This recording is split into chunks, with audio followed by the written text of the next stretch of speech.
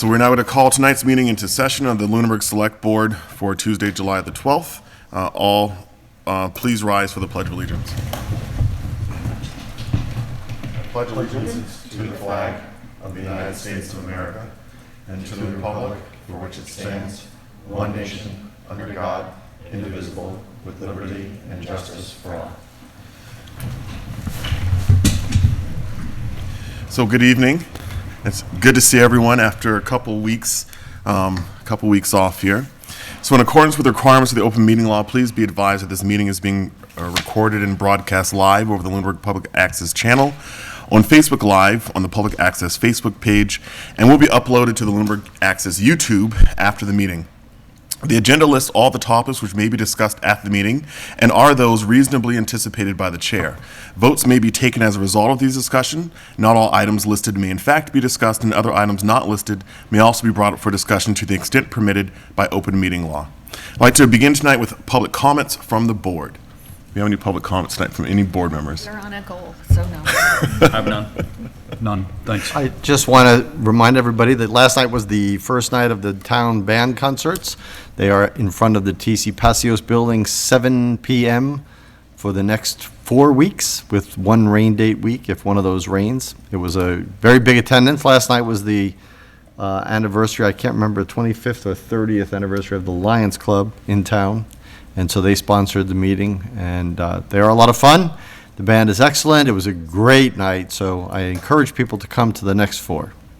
Yeah, and I'm not sure the length of time of the Lions Club, but I know it was the 15-year anniversary for the food pantry, which was really cool to walk through the food pantry, and it was my first time, not that it matters if it was the first time, but it was going through it, and I was really impressed with the quality and quantity of food items that were there. I think in my head, my expectation was that it was going to be a lot of stuff that was like really close to expiration, and I was really good to see that that people are really donating a lot of good stuff, and that there are items that, you know, your typical grocery store type stuff that are, and things aren't going to be expired next week and that have some years left. And speaking with the staff and seeing kind of what the turnover was, it really is a huge benefit for those who are struggling with food security. And so, you know, if the pantry is something for you, that you may want to consider, I encourage you to reach out to the Lions Club. It's a huge benefit that provides fresh meat and produce, as well as some of the staples, canned goods, and boxed food.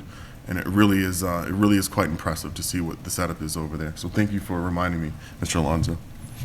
Are there any other public comments this evening from the board, from the public? Any public comments this evening from the public? Seeing none, and from the town manager? None. All right. Any announcements this evening? No announcements. Excellent. I'm not in receipt of any communications from other boards. Anything that you need to bring to our attention this evening? No, and I see none present. Excellent. So tonight we have some appointments. So it seems like we're going to go straight ahead into them, but I would like to, prior to, since we have our gentleman here with us tonight from the police department, I'd like to just swap this a little bit and handle the interviews, appointments, reappointments, and resignations.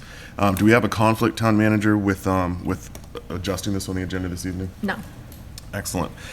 All right, so I'd like to move to the ratification of the appointment of the police officer, Devin O'Brien. I believe Lieutenant Thibodeau is going to give us some warm words.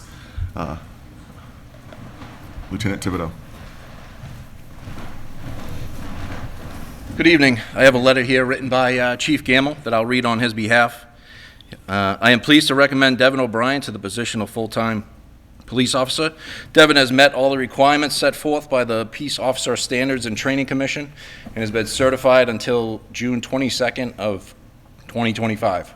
A full background investigation was completed and no issues were found in his background. Devin was a lifelong resident in Lunenburg and is again temporarily residing in Lunenburg until his home is completed in Holden. Excuse me, I have a sore throat, so bear with me.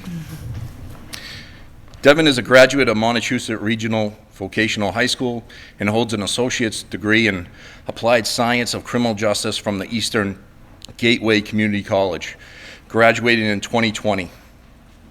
Devin is currently pursuing a Bachelor of Science degree in criminal justice from the Central State University with an anticipated completion date of December of 2023. Devin was initially hired as a reserve police officer for the department in 2013 and served in that capacity until 2014, when he was hired as a full-time police officer with the town of Lunenburg. Devin attended the Boylston Police Academy 23rd recruit officer class in 2014. During his tenure with the department, Devin completed several training courses, including Cobweb Police Mountain Bike School, Smith & Wesson Armorers course, and a 5-day field training officer course. Devin was a very active member of the FTO program with the Lunenburg Police Department. In 2018, Devin accepted a position with the Marlborough Police Department. While employed with Marlborough PD, Devin again completed several training courses, which included advanced accident reconstruction. Devin is a certified accident reconstructionist and was assigned to the SEMLEC Accident Reconstruction Team. In 2022, Devin accepted a position with the Massachusetts State Police and began the academy in May of 2022. During his time, Devin felt that the MSP and attending another academy was not a right decision for his family. Devin decided to resign from the MSP and return to municipal policing. During his background investigation, I was not surprised to find such statements as "good kid," "squared away," and would recommend hiring him. These statements were in fact evident while Devin was previously employed with the department. While with the department, Devin was well thought of and got along with all his fellow officers. His work ethic was excellent, a very active patrol officer. I can also attest to that. To say the least, I was sad to see him leave, but at the time of his departure, I fully understood his reasoning and knowing that Marlborough PD could offer more opportunities than we could. Now, as the department continues to grow, we can offer similar opportunities as well as opportunities afforded to us by being a member of the SEMLEC regional team. I'm extremely pleased that Devin has decided to return to the department, as he is a valuable member as he was here. He has recognized the importance of community policing and the importance of collaboration with our community members. I believe that Devin will be an outstanding asset, not only to the department, but to the community we serve. I request that Devin O'Brien be appointed the position of full-time police officer to be effective July 13th of 2022. Thank you for this consideration of my request. If you have any questions, please feel free to reach out to me, Chief Thomas Gamble. Excellent. If you wouldn't mind coming forward on Mr. O'Brien and just giving us a couple words about yourself and why you're interested in coming back to the Lunenburg Police Department. As Lieutenant Thibodeau stated, I was essentially raised in Lunenburg. My family moved here in 1996. Went to TC Passios, Turkey Hill, and then attended Bonnie Tech. I was hired as a reserve police officer under Chief Marino. He afforded me the opportunity to go to the full-time police academy. Worked here for 4 years. Went over to Marlborough. Like Lieutenant Thibodeau said, bigger city, a little bit more opportunity. They afforded me the opportunity for some specialized training. Took a position with the state police. After about a week or two being away from my family and young son, just decided that it wasn't the right decision for us. Reached out to Chief Gamble, and it just so happened that they were looking to fill a position. Put in my application, and here I am. I'm excited to be back here working in the town under some great leadership and alongside some great police officers, and really excited to get back to work. Excellent. I'm going to open it to the board for any questions or comments this evening. I don't have any questions. I just want to thank you for your service. Oh, I'm a of police course. family girl, so I really appreciate the police work that you course. all do. Yeah. So, thank you. Yeah. I don't have any questions, but I will reiterate, thanks for coming back to Lunenburg, and we're excited to have you back. Thank you for the opportunity. I have no questions, and ditto on both. I have a two-part question. First of all, I never asked anybody, how do you feel about having your whole life read back to you as if this is your life? And was it all accurate? That was my second question. And all right, yeah, that's right. Oh, okay. Refreshed my memory a little bit. It is good to see somebody who's started here coming back, so we look forward to it with all your experience. I'm sure it's really broadened your horizons and an advantage to Lunenburg, so thank you for wanting to work here again. Thank you. Yeah, I think 1996, when your family moved here, I think that was the year that I think I was a freshman in high school then. Jeez. So I graduated from Lunenburg High in 2000. So, Wow. now Lunenburg, I think the quality of student that comes out of the school system here really is outstanding. I'm not just patting myself on the back here, but no, it really is impressive to see the staff that we have that were born and raised here, and all the members of our community, who went through the school system. And there's so much to be said. Policing is very important to me personally, which I'm sure you've heard of and know.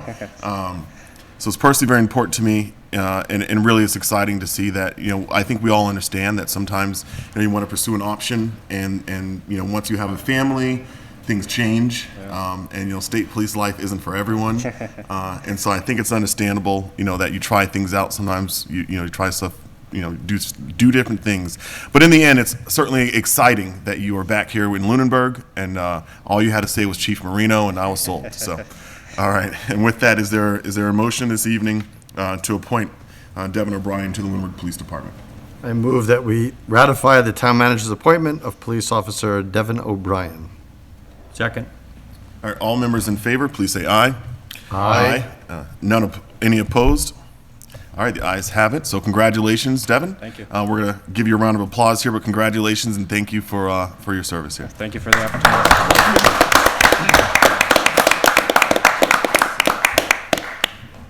All right, thank you. So we're still a little ahead of, we're at our 7:10, so we will jump back to the rest of the other appointments once we go through our scheduled appointments this evening. So 7:10, we have a poll petition for the new pole on West Townsend Road, Plan 975L, dated June the 6th, 2022. A busy season for polls. Yes. Like fourth Yes, it appearance is. here. Next one, you get a set of steak knives or something. No, I like it. John Kimball, representing Unitil. Yes. So this is for a single-family home, similar to the Watt Street one. It's a matter of for property lines. That's why we need to put the pole where we need to put it, and that way we're not going to be aerially crossing anyone else's property with the lines. Okay. Any additional information you want to provide to this? It seems pretty straightforward. No, it is straightforward. All right, do we have any questions this evening from the board? I have a question. Just any questions this evening from the board? No. Just to clarify, I'm looking at the plan, the new pole is 22A. Yes, sir. I have no questions. No questions. I just want to say I appreciate the bond we have begun to form with all the poll petitions. Yes, exactly. I agree. I agree, because I'm definitely a lot more comfortable in front of you also. Yeah, that's good. And, yeah. All right, we do have a resident here that would like to speak to this. If you wouldn't mind to step into the side. Not a problem. And if the resident can come forward, state your full name and address, as well as any concerns you have about this request. I'm Michael Molino. I live at 203 West Townsend Road, the property right next to the driveway. My concern, I don't really have a problem with the pole, but I have a problem with like the poles that are going to be coming in after that, because my property, the house is, we bought our house 3 years ago, and in Mass you don't have to disclose if there's any properties going in behind you or easements or like that. So we bought the property, and then they started clearing the land couple months ago, and then I see the pole layout going all the way down. So it runs the whole length of our yard and then wraps around the back of the yard.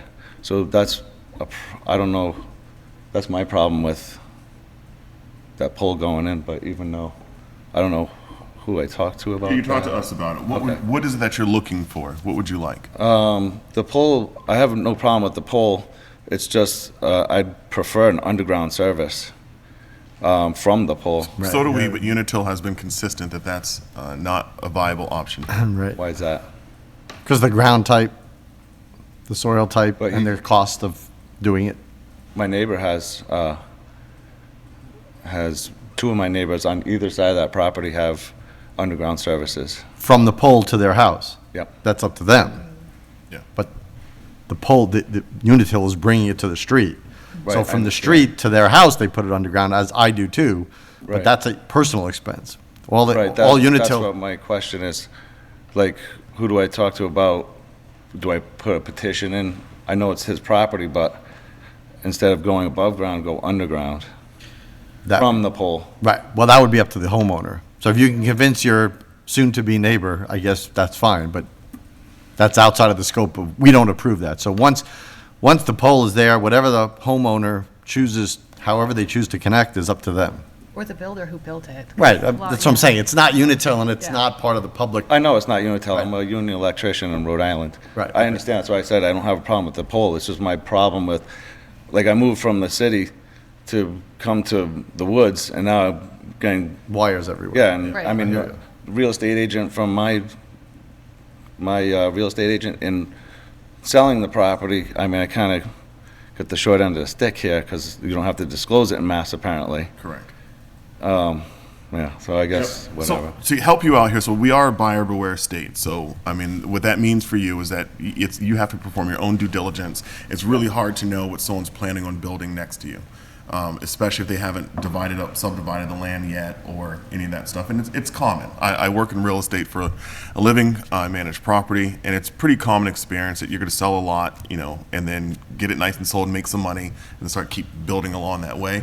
But what it sounds like you're trying to say is that the concern that you're having is not the pole to pole, but it's really when the pole leaves the It's street, all when the electricity leaves the street, Yeah. that you really don't want to see all those wires coming across yards and property, including yours and the neighbors, to get to homes. Right, or the So- laterals, I mean, there's like 5 poles. Yep. We have 2 acres, I mean, and it goes, I mean, it's an eyesore, and I'm just displeased with the whole, everything. Well, those future polls still have to come before us for approval. All right. And what I would encourage you to do is, when you see that builder out there, to have a conversation with the builder and advise the builder that you're going to raise holy hell if they don't I'm try not to gonna, I accommodate don't you. want to be a bad neighbor. No, obviously not. But it's a builder. I mean, they're making their money and walking away. So I mean, I think you can make a case to the builder and say to the builder, "Hey, can you make this accommodation for me as a neighbor?" And that really is your best bet. Sometimes I don't want to tell you to spend money on bettering someone else's property, but money talks. So, but I think that the conversation you want to have is with the person that's developing the property.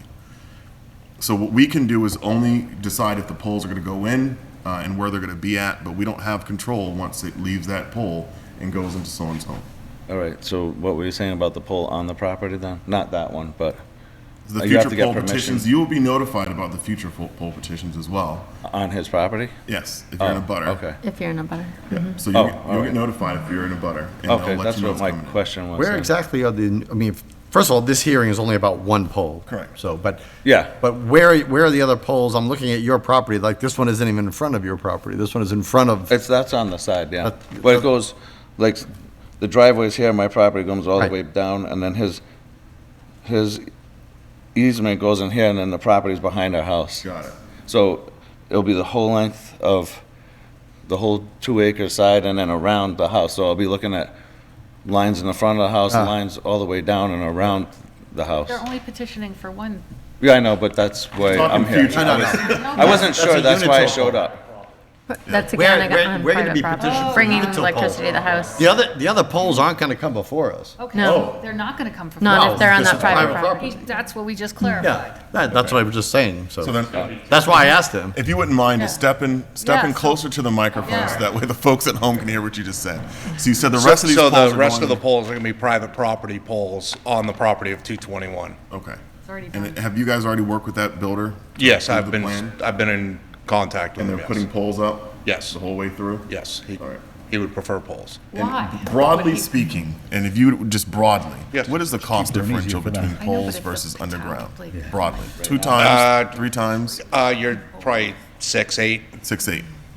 and that's just off the top of my head. All right. It's exponentially more. Because you gotta change the copper. Unfortunately, I don't think that we are going to be equipped to remedy this for you. Yeah. So you said 2 poles or 1 pole? 2. Where's the other pole? Two If more. if you want, Oh. Two more. are in you addition gonna be home tomorrow? No, Okay. I work in Rhode Island, so I'll be Okay. back. I mean, I'll be later afternoon, like 5. You can go over right now. Just Because head I have 2 stakes in there. I saw the stakes. Yeah, and they are on his property. No, I know. Yeah. But that's the only 2 poles going in. I live, the one thing I will say is I live in the woods. I got I got lines that come across my nice idyllic property, and the neighbor put all their electricity underground. Yeah, So I have all these poles, all these wires going across my house to hit their property line where it hits the ground, and they spend a ton of money putting it in. Sometimes you can have the conversations with the owner. I mean, obviously, if they're talking 6, 8 times, but unfortunately, we're not equipped to resolve your concern. Is the driveway already built?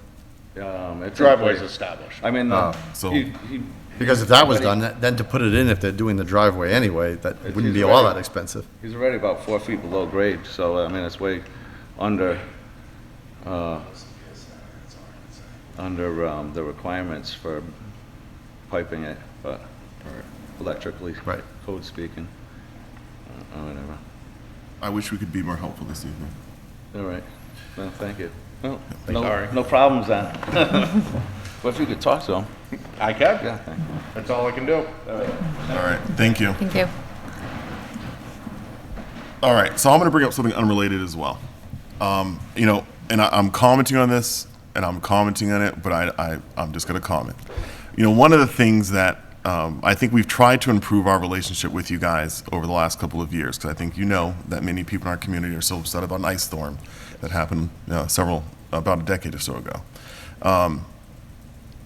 One of our concerns is that, we look for measures to save money for our taxpayers all the time. And one of those measures was to purchase some poles from the company, from Unitil. And we've been in a very prolonged process with you guys to try to purchase this. Starting to feel a little gamey in some ways. Now, I'm not directly involved in the process, so I'm commenting that it would be incredibly helpful if you can just relay. It would be incredibly helpful if we can actually bring that product to a close. It seems as if we're like at the finish line there on that, as reported by the town manager.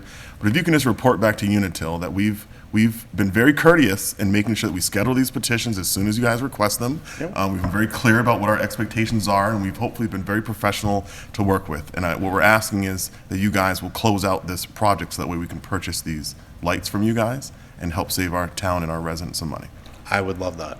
So I will speak with our manager in the morning. I appreciate that. And again, that's unrelated. Nope, but I'm well aware. Thank you. Are there any other concerns, questions tonight on this, or is there a motion for approval? I move to approve the petition for the new pole on West Townsend Road. Proposed new pole 22A, approximately 993 feet south of Howard Street and approximately 1,245 feet north of Chase Road, as shown on the accompanying sketch, and also plan number 975-L, dated Second. dated June 6, I'm 2022. sorry. Premature. You done? Yeah. Second. All right, any other discussion on this? As many as are in favor of the motion, please say aye. Aye. Those opposed, no. The ayes have it. It is approved. Thank you. Thank you. Have a great night. Same Hey, with you you. too. See you next time. All right, we are moving along pretty close to schedule here. We have a 7:20. We have a public hearing for a one-day alcohol license and entertainment license from Conrad's Drive-In for July 16th. I'll ask Conrad's to come forward and just briefly explain to us and those at home the purpose, what you're looking to do here. Good day. Dave Lee, 835 Mass Ave, 149 Rolling Acres. And I'm petitioning to have a one-day pouring license for Conrad's on 835 Mass Ave on Saturday the 16th from 2 to 6 p.m. Trying to get the certificate of insurance has been quite a challenge. It took 10 insurance companies, found one to insure us. But we do have a certificate, a proposal, and tonight I'm actually going to pay for it online. It's $500+ for the day for common, what do they call it, a liquor liability quote. So I will have the insurance in force for the weekend. And I talked to one of the dispatch police officers today at the police station, and we're going to have 2 police on detail from 2 to 6. And it's going to be a benefit also for the Kidney Foundation. We're doing a big benefit. One of Lunenburg's, Rich Berry, his wife Lainey, needs to have a kidney, so we've been kind of working with raffles and doing different things. So we're going to tie it all into that, and we're also tying it into the Lions Club for like a food bank, so people bring canned goods and that sort of thing.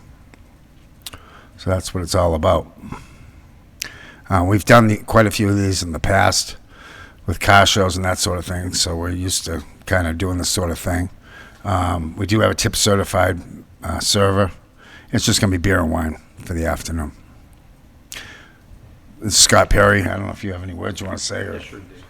I'm here to provide moral support for Dave Scott Perry. I'm at 429 Arbor Street, helping him coordinate this thing. Like you said, it's primarily a fundraiser for the Polycystic Kidney Disease Foundation, and Laney Berry's the key local person that is bringing focus to this fundraising effort.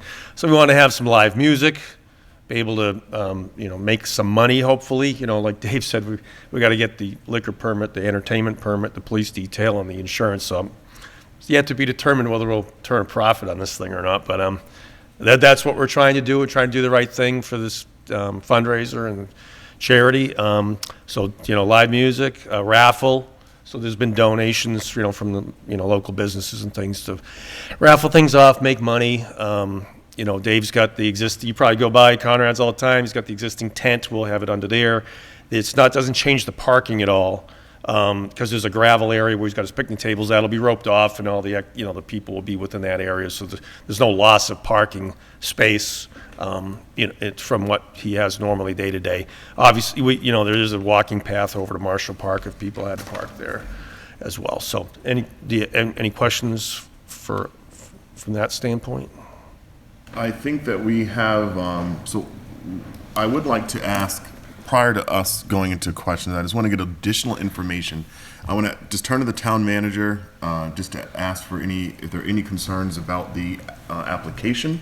I saw that we have a note from the police chief that's not quite in favor of approving this. So do you have any additional information? I also see Lieutenant Thibodeau is here this evening in case he has any additional information about it. Yes. So the application and all the materials were due last week. We were still, up until today, missing the liability insurance, certificate of insurance with liquor liability. Also, the police department was not satisfied with the parking plan, site plan. So, and that was the note that you see from Elaine, and Lieutenant Thibodeau can speak further to that, I think. Lieutenant Thibodeau, do you have any additional information to provide regarding this request? Did the board get a copy of the plan? Yes. If you don't mind just coming to the microphone. Yes, we did. Did the board get a copy of the parking plan? Yeah. Yes. So originally there was not a sectioned off area where the alcohol, is it beer and wine or just beer? Beer and wine. Beer and wine is being served. That needs to be a roped off area where it can only be consumed in that location. You can't walk around the parking lot with it. I'm going to show you. Let's see, just hand that to me. That's the plan that they. And then also just the liability insurance. As far as the two officers, we require two officers when alcohol is being served. That's just a standard practice. And if the board was to issue this, then we'll have our two officers there. Do you have a recommendation? Well, the recommendation was that there was no insurance provided, so the recommendation was with no liability insurance, you have to meet all the requirements in order to. Yes, and I'm happy to address that. As I previously stated, it is extremely difficult to get a one-day pouring license. You're probably not going to be issuing many permits to this town. I did get it. I just got the proposal. It took my agent worked diligently hard for several days with all kinds of quotes out there. I've got the proposal right in front of me. $525, we're in. 9 o'clock tonight, I'll send it in via email. It's done. We'll have the insurance. So, Yep. if I can ask the lieutenant, is that the objection? Is the roped-in area as designated, is that sufficient? So as long as there's the roped off area where the alcohol is being poured, then. And the insurance? And the insurance, as long as you guys gonna police that, or we'll have our detail officers. At that point, it'll be communicated who you want to police the event, but people won't be allowed to walk around, and then the other officer can provide, obviously, if there's a influx of traffic on Mass Ave. Mass Ave is obviously a busy road, so the two officers can do that. But as long as all the requirements are met, then if the board sees fit, then it should be fine. All right, I want to open it to the town manager to provide additional background and to the board for any questions or comments. I just had a couple clarification questions based on your site plan. How large is that roped-in area? Well, it's got to go about a third of the way across the parking lot. So it's, it goes out about 30 feet from the tent and goes straight across the whole parking lot. So it's going to be contained all out to the back. Nothing will be going around the building out towards the front. Okay, and It's going to be all roped off. and the entrance to that roped-in area where someone will be there? It'll be a small area of entrance, probably like an 8-foot area. So someone will be manned there Yes. to? Yeah, we're going to have like 5 people outside, staff working outdoors. Okay. And what does that do for limitations on parking for people attending? We're going to lose probably 8 spots. The church has been very good to us. We kind of have a great working relationship back and forth. So we'll probably use some of the church area for parking and some of Marshall Park. Okay. And will the public know they'd be Yes, I directed have to park signs there? made up that will say event. We already have the signs from the previous that say event parking. That's all I Mr. had. Chair. Yes. I want to just say, first of all, so I've known Dave for a long time. And I want to say, as candidly as I can, when you bring things in at the last minute, you're not helping yourself. No, I know, I Okay? When you realize that. bring in things off note paper that are scratched in, nobody can see, they're asking you questions that easily could have been answered. Mm-hmm. So I would really suggest that you get them in way on time so we have a chance to review them. Now, I'm inclined to approve this, but you have to also bring in tomorrow, if you're going to pay it tonight. Right. We have You'll to have your prove that you certificate. paid it. Absolutely. Okay, that's the only way I'm going to approve it. But you really need to get this in order under the timeline so we're not doing this last minute. Right. Thank you. Yep.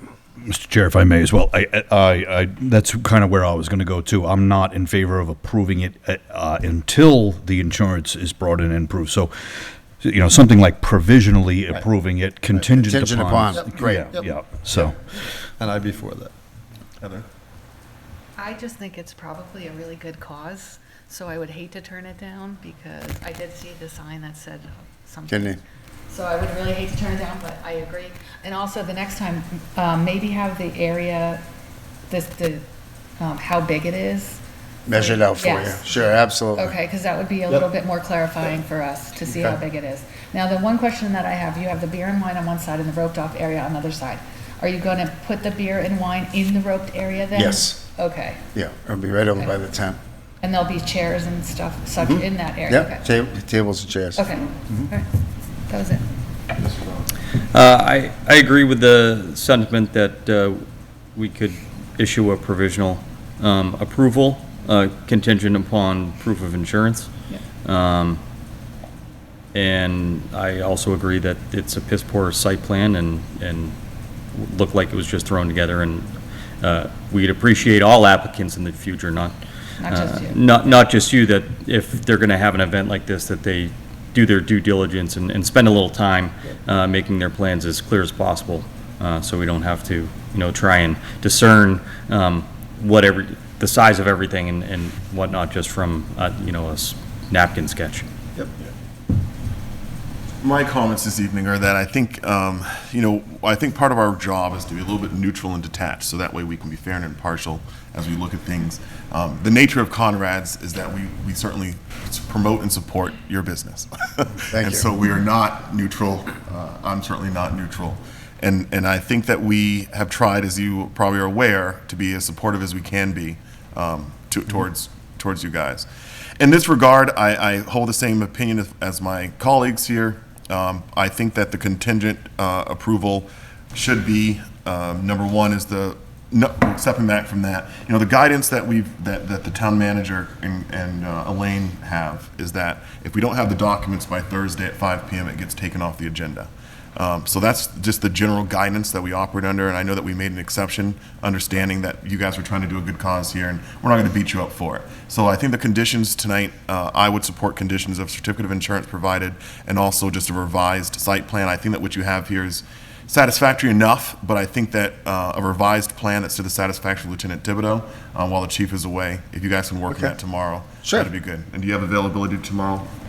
Yeah, we can measure it all out and give you the footage. Yep. and So put in where the rope's going. excellent. So that way this can happen. We can be as supportive as we can be. And then I think that from this experience, if you can communicate back to us, let us know what parts of this process were so costly that it really dipped into your profit for the cause you're trying to do.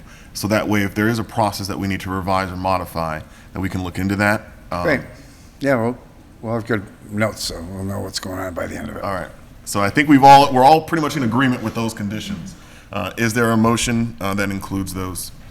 I will move that we approve the one-day alcohol license and entertainment license for Conrad's Drive-In for July 16th from 2 o'clock to 6. Correct. Conditional on the presentation by end of day tomorrow of the liquor liability insurance has been paid.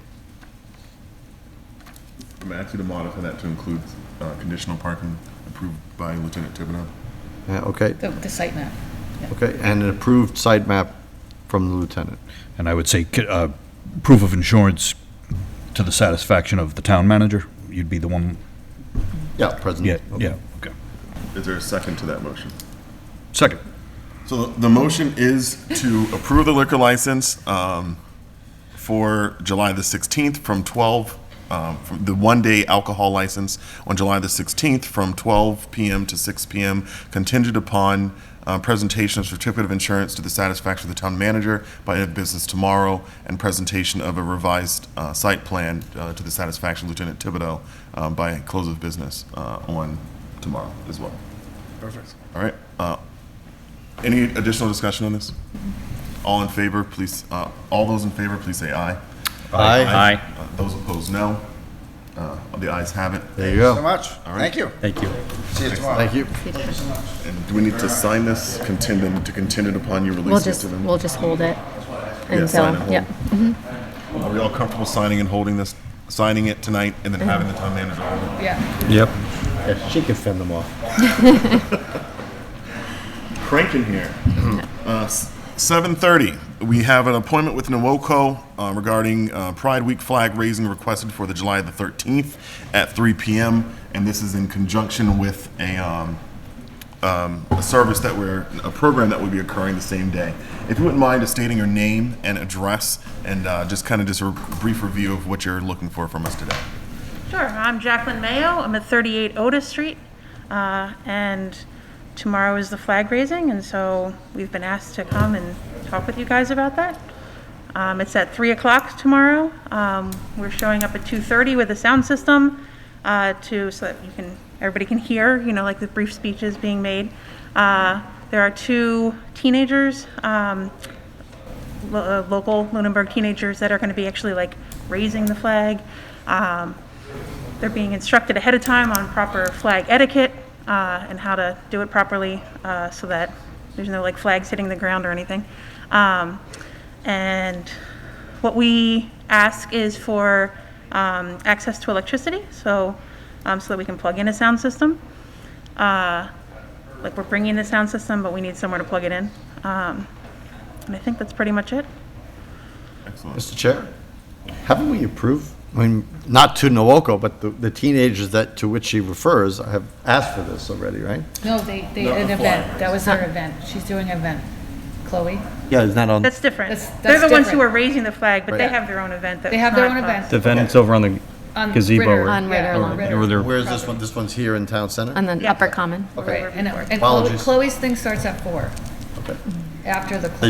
They sounded like they were one unified thing, so I don't. No, Chloe's just is wanna part make of sure. her I think civics that project. Chloe is one of the ones raising the flag.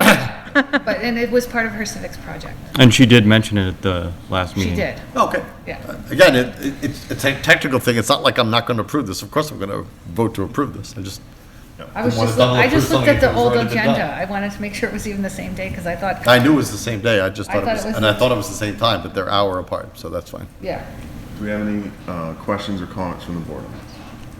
Do we have a problem? The only question I had was, how long is the flag going to be raised? How long is it going to be up, raised? I think at least through Saturday, because Saturday is the, or at least Sunday probably, through Sunday, because that's when kind of like the Pride Week is over. Saturday is our big festival, and then Sunday is like the closing ceremony of the week, and then we're done.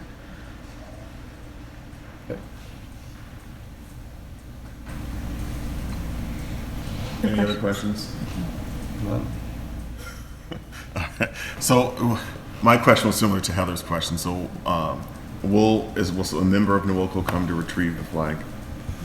Yes. Is Yeah, we it can better do for that. that to happen on a Saturday, or does it not matter? Can happen probably Monday. Monday Yeah, I was morning? thinking, yeah. Okay. Should we come take it down, or is like I think someone gonna take it down, we just need to get it? Can we provide DPW personnel? can remove it, and then you can just retrieve it from the DPW. Okay. Is it possible to provide DPW support to work the mechanics of the actual flagpole? I think last time I helped out. I and can won't be ask around. tomorrow. Okay. Yeah. Okay. Are any of you attending and going to be making a speech? I cannot. I cannot because of work. Yep. This is the middle of the day. When is that? When is it? 3 o'clock. Tomorrow. 3. Yeah, I don't think I can. If something happens not and giving my a my schedule You changes, don't have to, I just want to know, like, I think if, I might be in the area. I would like to attend. I wouldn't be giving a speech. I'd like to attend, but I'm not going to be able to. I think we're all conflicted on this one. okay. It's possible I may show up. I'm not going to make a speech though, just because I'm not going to be prepared to make a speech. All right, but I That's might, fine. I might, if I can, I will show up and just as a show of support. So Can you talk a little about the patent of the flagpole design? Perhaps. Impromptu. So just as a side note, we did have this scheduled. I know that things get canceled and things change, but we did have this scheduled previously, probably about a month and a half ago. So not a big deal, but just in the future, if you can submit these and a little more than the day of, or not that this was submitted the day of, but to have this meeting a couple weeks in advance, maybe like a month out, that would be more helpful. So that way we are aware of any conflicts or anything like that. When was it submitted? June, it was on a June agenda. It was on a Right. June agenda. Okay, yeah. Yeah. Yeah. I'm like, we've been talking Nobody about showed it up for, No one showed up. we don't know Nobody why. showed up at the meeting. Oh, okay. It was a no call, no Yeah. show. Oh, Yep. I didn't know that. It was even before Chloe. All right. Okay. And I think there was some unresponded to communications as well. Okay. So, all right. Any You additional? know my wife Robin. I do. And you have her email. I do. So if you ever have questions, if you email her directly, you will definitely get an answer. All right. Are there any other additional questions or comments this evening? All right, is there a motion in support of the request? I would move that we approve the flag raising request for NWOCO's Gay Pride Week flag on July 13th, Wednesday, July 13th at 3 p.m. as presented. second. Any other discussion? As many as are in favor of the motion, please say aye. Aye. Those opposed, no. The motion passes. So congratulations, and I trust that you'll have a good flag raising tomorrow at 3 p.m. and hopefully if we're available, then some of us should be there, and a good event afterwards at 4 o'clock. Yeah. And if you guys are available on Saturday to come to the Pride Festival in Fitchburg, come. It's going to be a lot of fun. And where is it at? It's at the Riverfront Park. Okay. So, and it's like all day. We're there from like 10 until 7. We're there forever. It's a lot longer this year than we did before. I think it's in celebration of like, we haven't been here for 2 years, so, yeah. Fun. All right. Good luck with that, too. Thank you. Thank you very so much. much. Thank you. Okay. Going back to our interviews, appointments, reappointments, and resignations, we have a ratification of town manager's appointment of the Lunenburg Special Police Officers. This is the Townsend list. This is a pretty routine request, but if I can ask the town manager to present it. So these are annual appointments of special police officers. I'm asking the board to ratify tonight, all recommended by Chief Gamble. And I can read them off. James Sartell, Chief of Police in Townsend. Mark Giancotti, Lieutenant. Christopher Peach, Lieutenant. George Reedy, Sergeant. Mark Francis, Officer. David Phillips, Officer. Jeffrey Giles, Officer. Michael Marchand, Officer. Christopher Lowe, Officer. Eric Modica, Officer.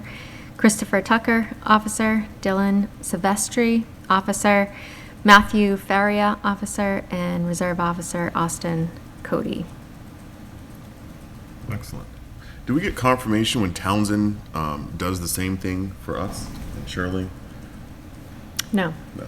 Well, the chief probably gets that confirmation. Oh, okay. Just because I know that we do this every year, so I figured that their boards must be doing the same thing for our officers as well. Just as a reminder for those at home, what this does is in the event that our police, that a event occurs that requires more policing support than what is available on staff, it's basically a consortium, it's an agreement amongst communities to provide policing support to one another, such that our officers will have jurisdiction in their community and theirs can have jurisdiction in ours. And again, it's special request in our community, and this is for the period of July the 1st of this year to June the 30th of next year. Are there any comments, questions, or emotion? The only comment I have is that I do not see any female police officers on this list. Yeah, Townsend needs to Take do it a up with better job. Townsend. Yep, I know, I was surprised. The emotion is I'm thrilled, by the way. That's my emotion. Okay. Since you.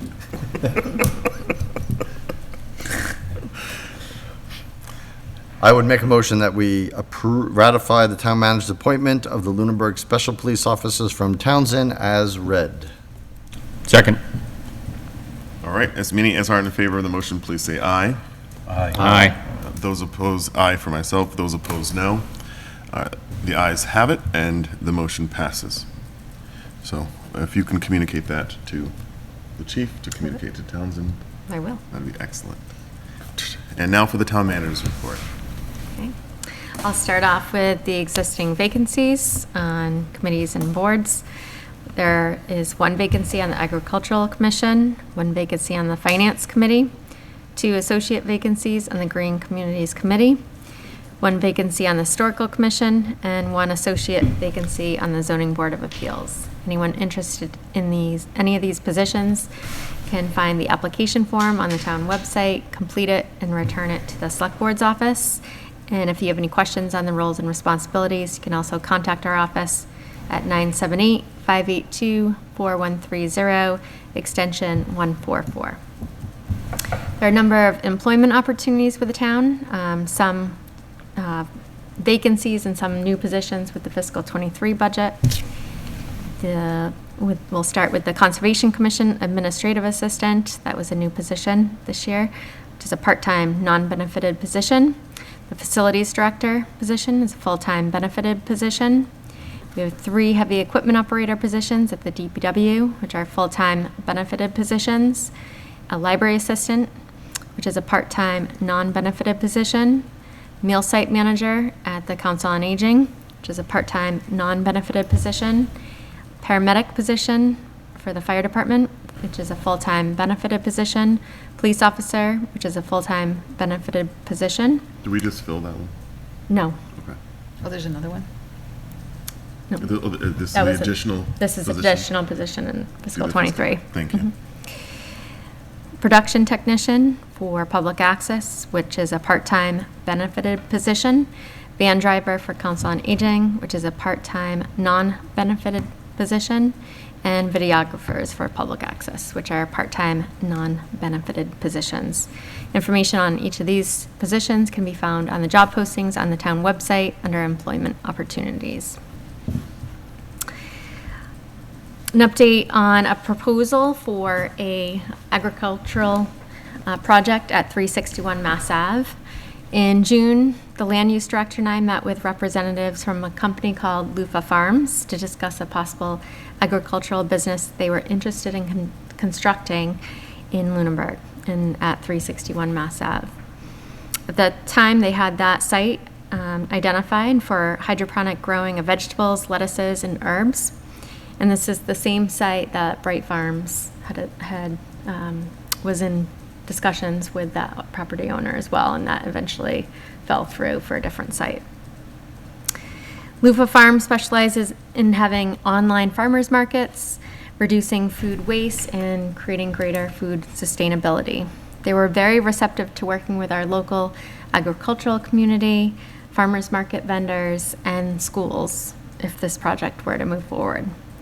Yesterday, they submitted a letter of intent that they would be applying for tax incentives under the Massachusetts Economic Development Program.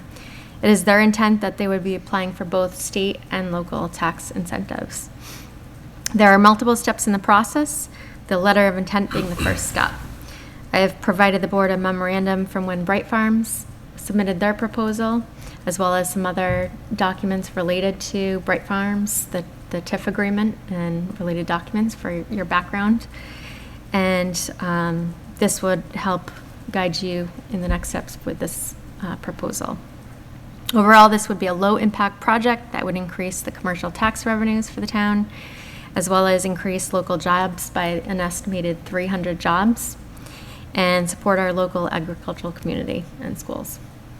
I'll bring any further updates on this to the board as I receive them. Excellent. Where are they based this far? Montreal.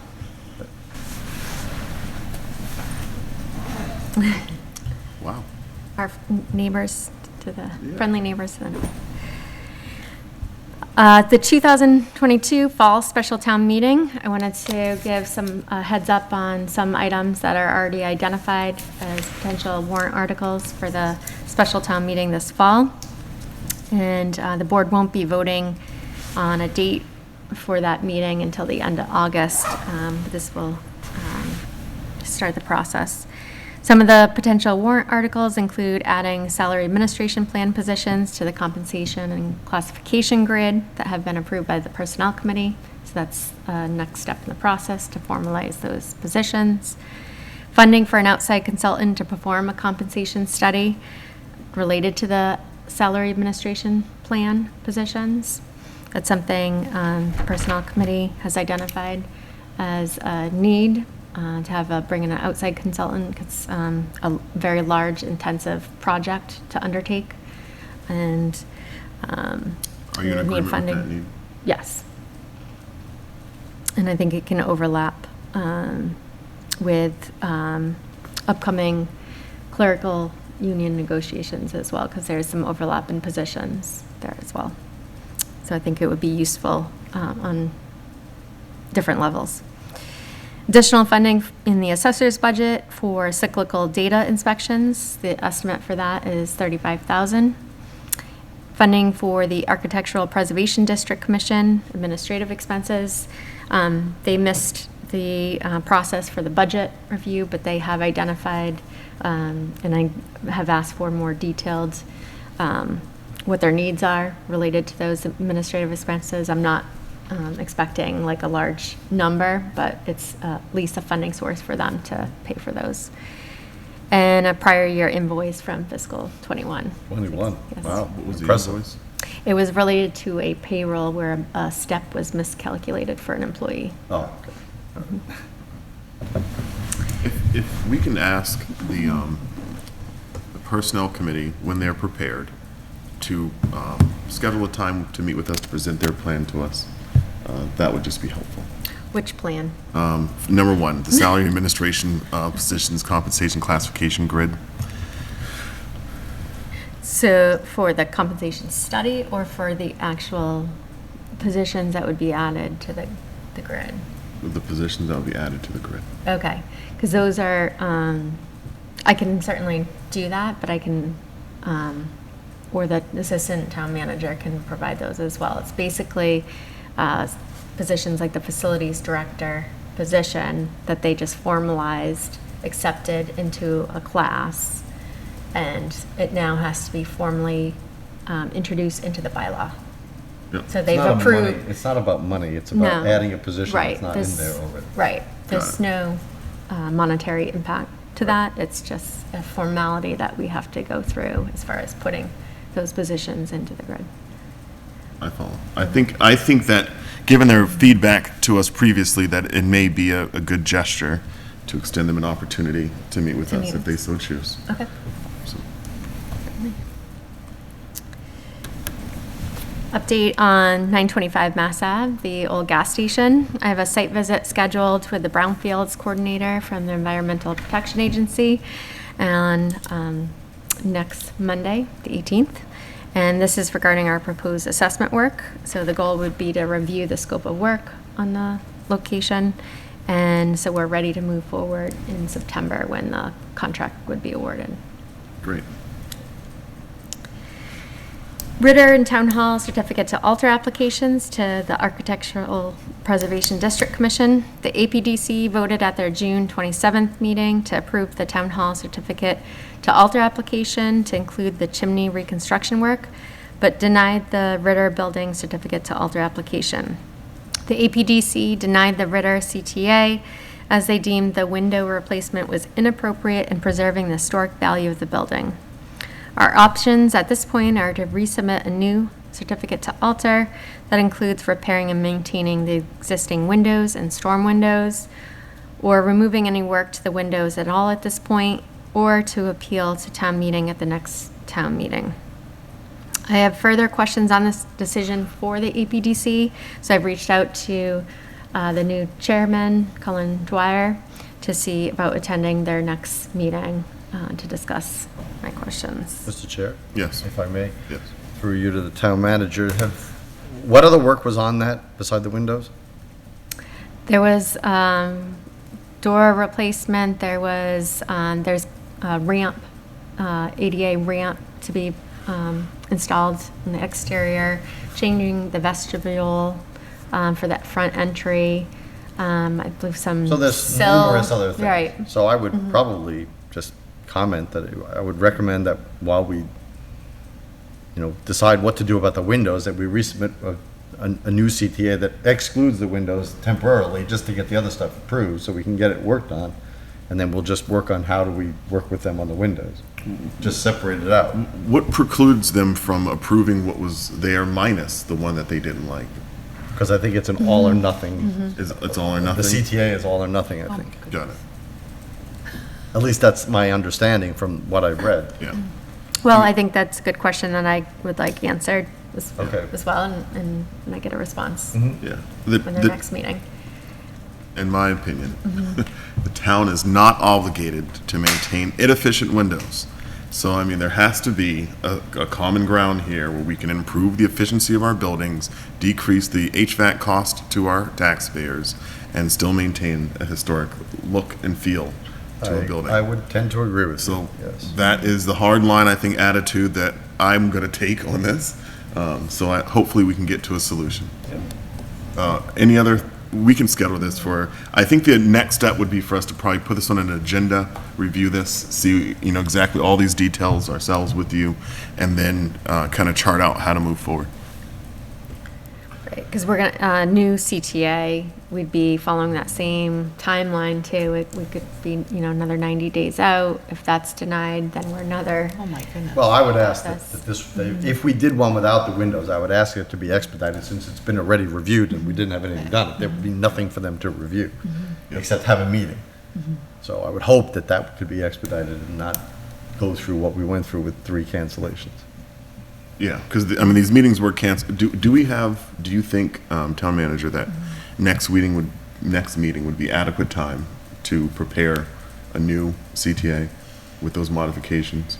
Probably not by Okay. next Tuesday. We can review the existing, though.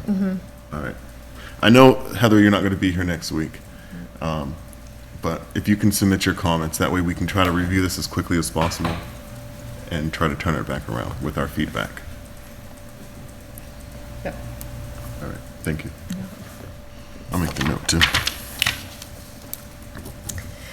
Update on pavement management plan. We've engaged the beta group to update our pavement management plan that would use LiDAR technology, which is light detection and ranging technology.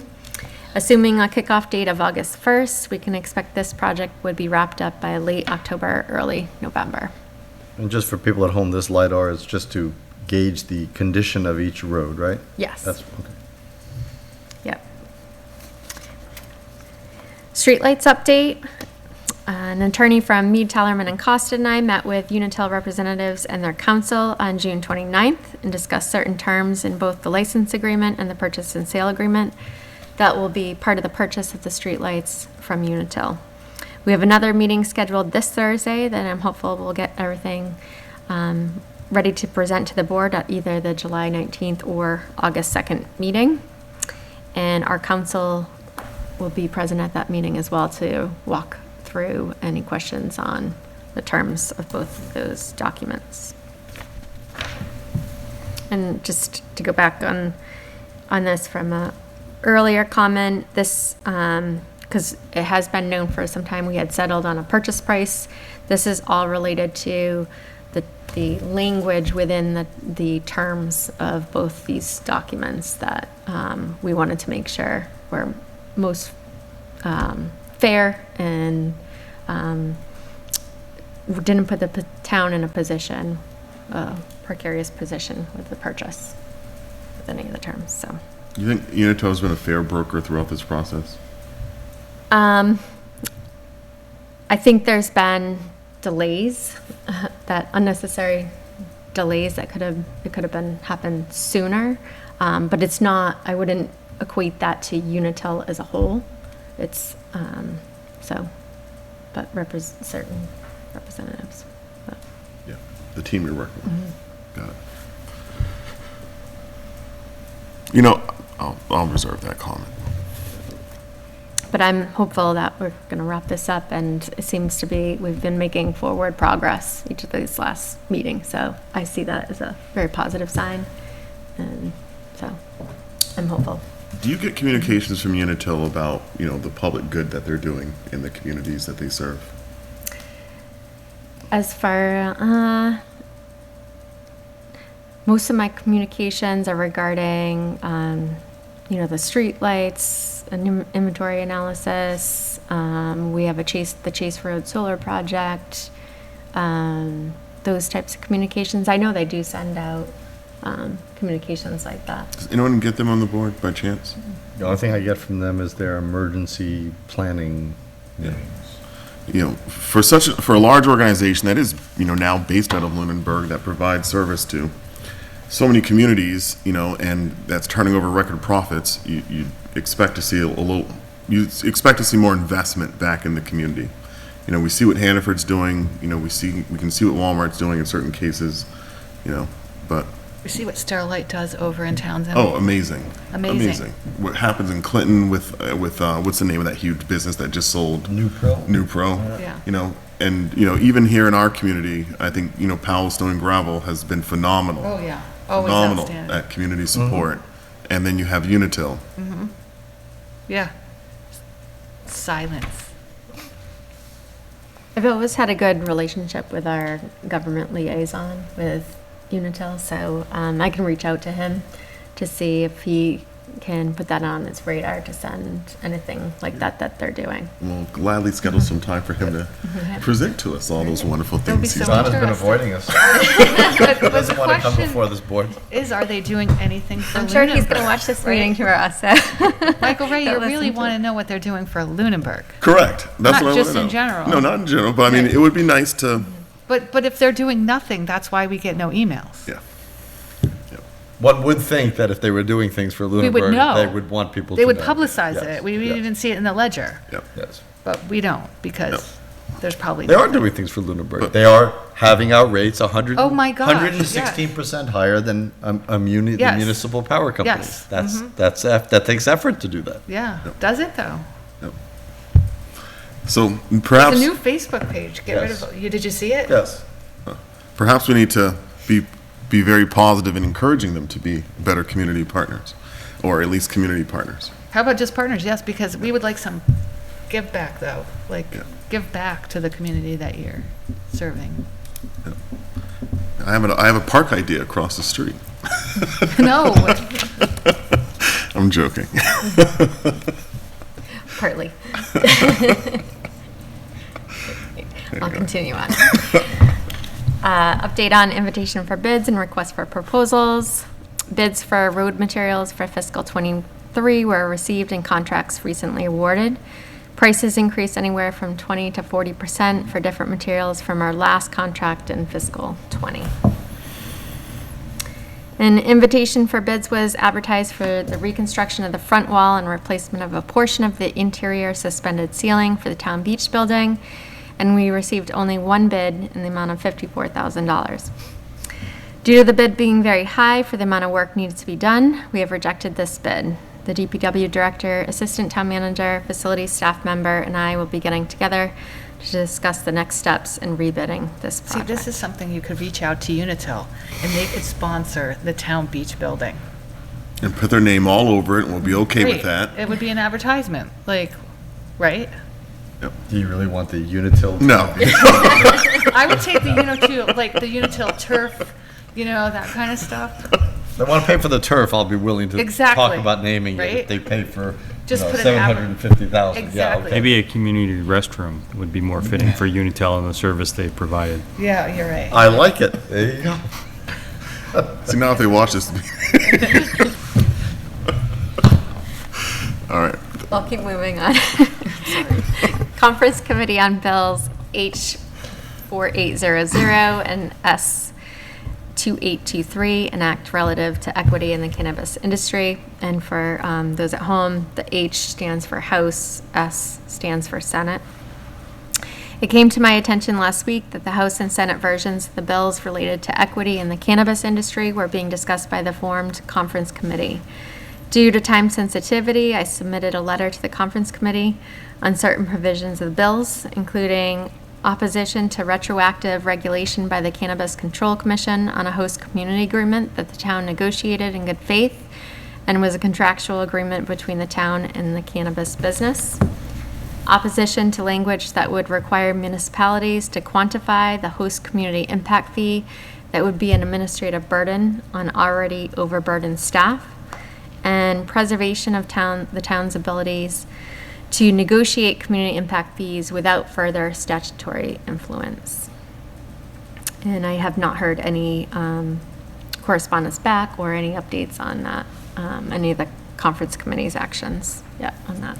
You sent a letter to the committees or to our delegation? I sent it to the conference committee members as well as our delegation. No response? No. One would find it, if I can editorialize, find it hard to believe that why people would vote for these restrictions when in my drive from here to Lee, I passed, I don't know how many dozens. This is obviously not hindering the cannabis industry. So who are the people who are supporting this bill and voting for such a thing is amazing to me. The equity, they're everywhere. Equity is the buzzword of I swear, the decade. And I should put Patriot in there because that's a big buzzword too. The Patriot Equity Act. My goodness. yeah, no, that's really unfortunate. None of this makes sense. Everything the town manager listed of those 3 bullet points is 100% on target. I mean, first of all, the most important one, the first one, is that we're negotiating with the cannabis. Nobody's pushing back saying, "Oh my God, this is going to put us out of business. This is uneconomic for these places are thriving." Yeah. So these are not obviously impediments to their growth, and then quantifying how much. How would we quantify anything? Mm-hmm. Any building, any like saying an apartment complex or a Walmart. How much does it affect your police or fire? I don't know. How would you do that? Yeah. Well, I'm sure it's an election year, and I'm sure they're handing out money. So it's probably not. This is all stuff that should have been thought of before the ballot question. How long did the Cannabis Commission take to make their rules and regulations on these things didn't come up? Yeah. Right. 2 years at least? Yep. All right, I'll reach out personally to John and Mike about these two. Here's another one. Yep, I So see. we got an email on I it. see. Yes. So a lot of this is going to be repeat information that you already read. House and Senate bills on remote meetings. Last week, the House passed H4991, its version of a bill to extend the option to hold public meetings virtually, a special act that the legislature has had in place since 2020, but is set to expire on July 15th, days away. The House bill would extend the option to hold remote meetings to March 31st, 2023. However, on the House floor, an amendment was adopted via voice vote to mandate remote access and remote participation at all public meetings including all local boards and commissions, beginning on April 1st, 2023. This floor amendment would create a permanent mandate for remote access to all public meetings aside from those in executive session, with a provision requiring remote participation by the public if any public participation is allowed or required at the meeting. Under H 4991, beginning on April 1st, 2023, all local boards, commissions, and committees would be required to meet in person with at least 1/3 of the members present in a meeting place that allows public access. In addition, all meetings would require virtual access by the public, with the ability for the public to participate virtually if any part of the meeting contains comments by the public. All video sessions would be required to be live captioned using automated speech recognition or other technology. The bill also includes a new civil penalty of up to $200 on individual board members, including volunteers, for 3 or more violations of these provisions or other aspects of the open meeting law. No funding or local discretion is included in this measure. Last Tuesday, the Senate passed S 2985, which is a simple extension of the remote meeting allowances that began 2 years ago as a response to the challenges from COVID-19. The Senate bill would extend these authorizations through December 15th, 2023.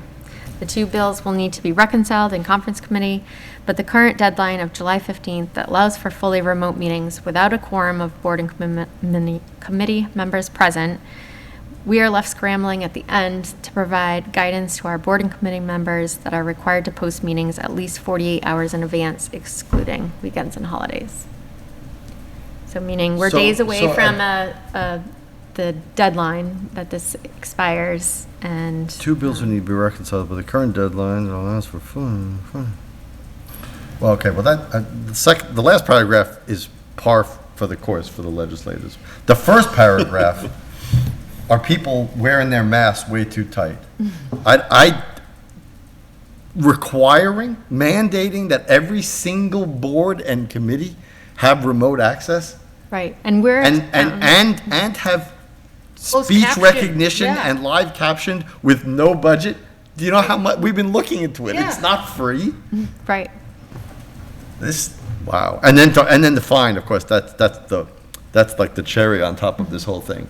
Yeah, Because the volunteers. We they would get tried to fined. do this before Yeah. with the open meeting law. We'll fine people $1,000, and they would have an exodus of people from public service in every walk of life, because who would want to volunteer and put up with this? Or the town assuming the liability, the cost of that and type of insurance.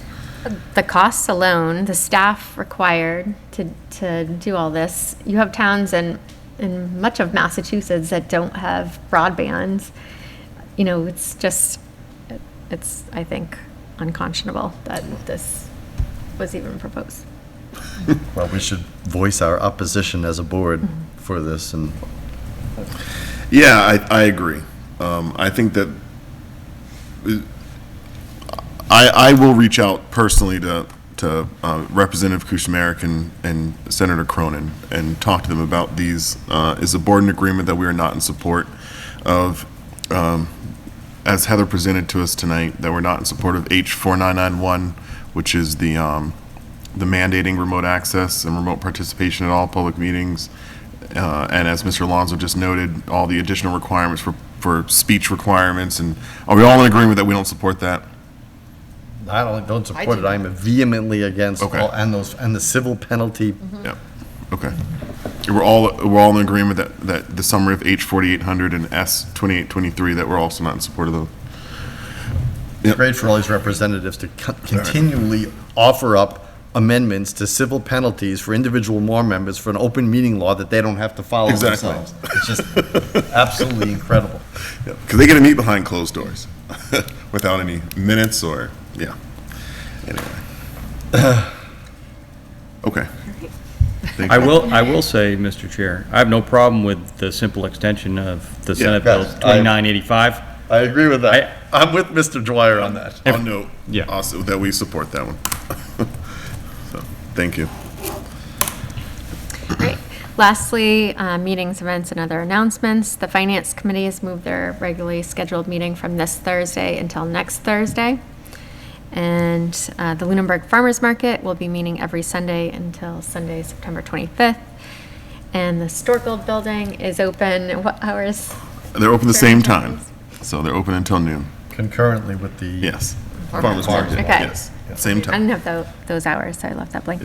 The remaining band concerts are on July 18th, July 25th, August 1st, August 8th, and a rain date for any of those dates on August 15th. And they will once again be held on the TC Pasio's lawn. All right. Excellent. Bring a lawn chair. So that was my one shortcoming I didn't realize was to bring a lawn chair. Newbie. You're a newbie. I'm the new. It was my first one, even though I've been in town since I was like 10 years old. Question about the vacancies. You didn't have the school committee one. Is that one closed now? No, thank you. Okay. The school committee. The joint appointment is on next Tuesday's Okay. agenda. But people still could send in a Yes. talent bank form? Yes. Okay. Because they're just breaking down the door to be on that committee. Yes, yes. Yes, there's still, Okay. people can still apply for that. So school committee position to fulfill For, it would be 1 year. one-year term. Appointment. Yeah, okay.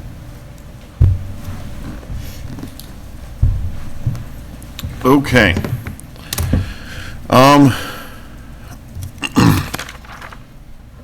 Thank you to the town manager for that report.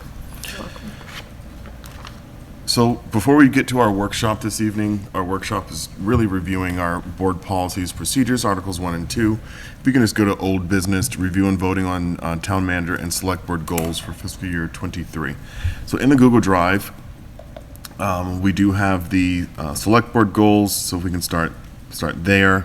So this is a combination of, just to restate, so what we spoke about last week was we kept kind of one of them the same, which is objective 2. We modified objective 1, that's somewhat of a carryover from the 2 previous years. And then objective 3 is the new one that we discussed at the last meeting. So if we want to, we can just walk through this. If there's any modifications, I can make them in real time, so that way we can approve this evening.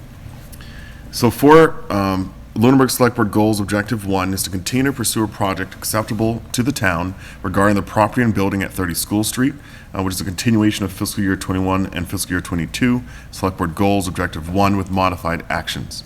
So action number 1 is to oversee hazardous material abatement and demolition of the old primary school through weekly updates and timeline review with the town manager. Action 2, to seek public engagement to review and evaluate the landscape architect plans for potential resubmission at the 2023 annual town meeting. Action number 3 is to create a working title that provides a clear, unique purpose and benefit to residents. We had talked last time about kind of, well, and then action 4 is communicate funding sources distinct from Marshall Park project. Objective number 2 is to work with the town manager and finance director to establish a means-tested senior citizen property tax exemption or abatement. The action number 1 is to discuss the authority allowing us to pursue this program, evaluate examples of how other towns have already adopted similar programs. Action number 2 is to discuss and determine the eligibility criteria for seniors to be able to qualify and participate in the program. Action number 3 is to work with the town manager and finance director to create financial models and illustrations to allow the select board to weigh options and to fine-tune any proposal. At a minimum, these illustrations should include what the exemption and/or abatement would be to the eligible seniors and what the impact would be on all other taxpayers. Action number 4 is to hold public hearings when necessary, but at least one, to present the proposal and get feedback from the public. And action number 5 is to prepare a town meeting warrant article when ready, detailing the final proposal for town consideration. So before we, just on that one, I think 1 and 2 are already completed, so we could move up the other 3 to 1, 2, and 3. Okay. 1 is definitely completed. 2, I will ask Mr. Franco and the town manager who are in these meetings. I believe that we've established the criteria. We haven't established, we know the category of criteria, we don't know the specific. So, like, we know the age category, there's going to be an age requirement, there's going to be an income requirement. And the parameters to do number 3 are just scaling what, basically sliding rules about what those would be and what the effect would be on the town. So I think 1 and 2 are completed, and I think 3, 4, and 5 which should be 1, 2, and 3, personally. Okay. Yeah, if I could. Whether 2 is completed or not, I think you kind of hit the nail on the head there. It depends on how we define completion in that. Right. We have identified the criteria.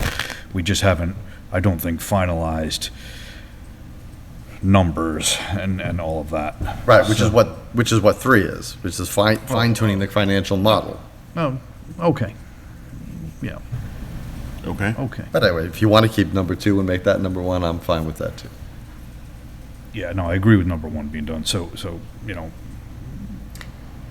Just a comment, I would just include the principal assessor in this. He's been a key part Yes. of the discussion. And where do we put Maybe that? under In the the top. objective, at the Yeah, top, where it top. says town manager, finance director, just add principal assessor. All right. are we also at this point including the chair of the Board of Assessors as well? He was at the last meeting, or is he part of this working group at this point? Or-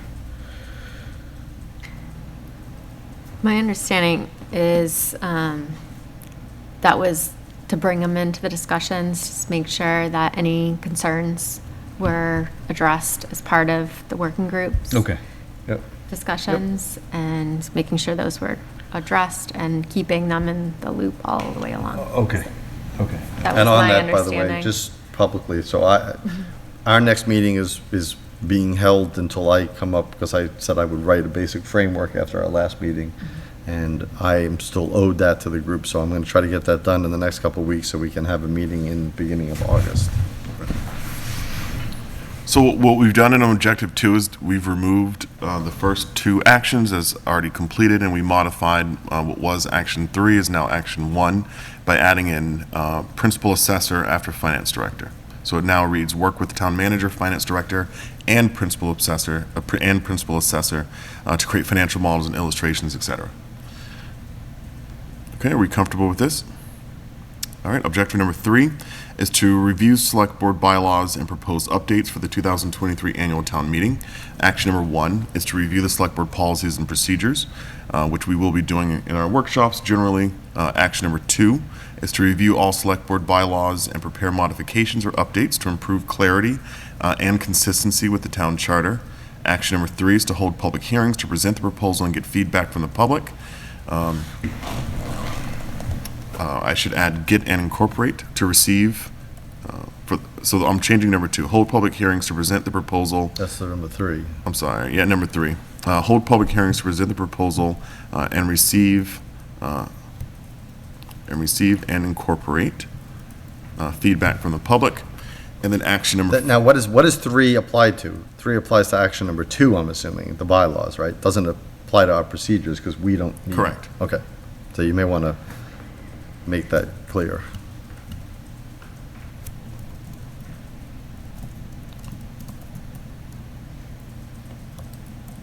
Hold public hearings for proposed changes to bylaws. In order to present, to present the proposal and receive and incorporate feedback from the public. Sure. As long as we know it's to the bylaws, right? And action number 4, to prepare a town meeting warrant article when ready, detailing the final proposal for town consideration. All right, do we like these goals as modified? I'm fine with them. Okay. Is there is there a motion to approve? I move that we approve the FY, well, except for the title, make that the 23 goals. Do they say, oh, With that modification, I move that we approve the FY 2023 Lunenburg Select Board goals as read and modified. Second. any additional discussion on this? All right, as many as are in favor of the motion, please say aye. Aye. Those opposed, no. The ayes have it. So these are our goals, and I will send you, right now, Heather, I'll export this and send you this as a PDF. Okay. Okay. And to the town manager goals. All right, I presented these at a previous meeting. I haven't made any changes to them. After reviewing them, I wouldn't add or delete anything. And I'm asking the board to approve them tonight.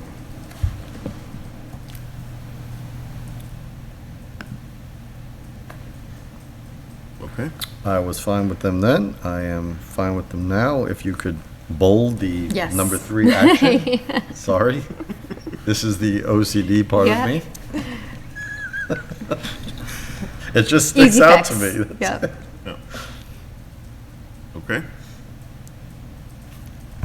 Any other comments, discussions on the town manager's goals?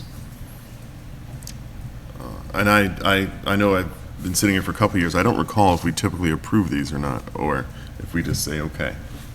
Yeah, we should approve them. Yeah, I think we do. We're here officially. Why don't we do things official? Is there a motion to approve the town manager's fiscal year 2023 goals? I move to approve the town manager goals and objectives for fiscal year 2023. Second. All right, as many as are in favor of the motion, please say aye. Aye. Aye. Those opposed, no. The motion passes. The ayes have it. All right, excellent. So we have some great goals for the year. All right, so we can go to our workshop this evening. So if all of us can get onto the town, these can be accessed easily from the town website, and I'll go through it that way, actually. Aren't they in the Google Drive? Are they also in the drive? Yeah. They're in the Google Yes. Drive, yep. But for anybody following along at home, Yes. you can get You can find them on the from town website. website. Yep. I didn't even notice that they were in there. So,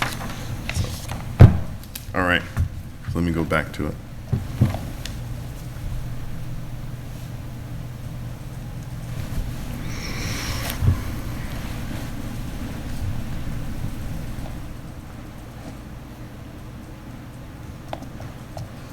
Okay. So in our Google Drive, we have our select board policies and procedures. So the intent tonight is this is kind of a rough overview of what we have in here. We're not going to read all these policies, but it's just to make awareness of what we have, and if there's anything that we want to kind of pause on, anything that please advise. So we're just going to walk through Article 1, which is our procedural policies. And it goes into the purpose.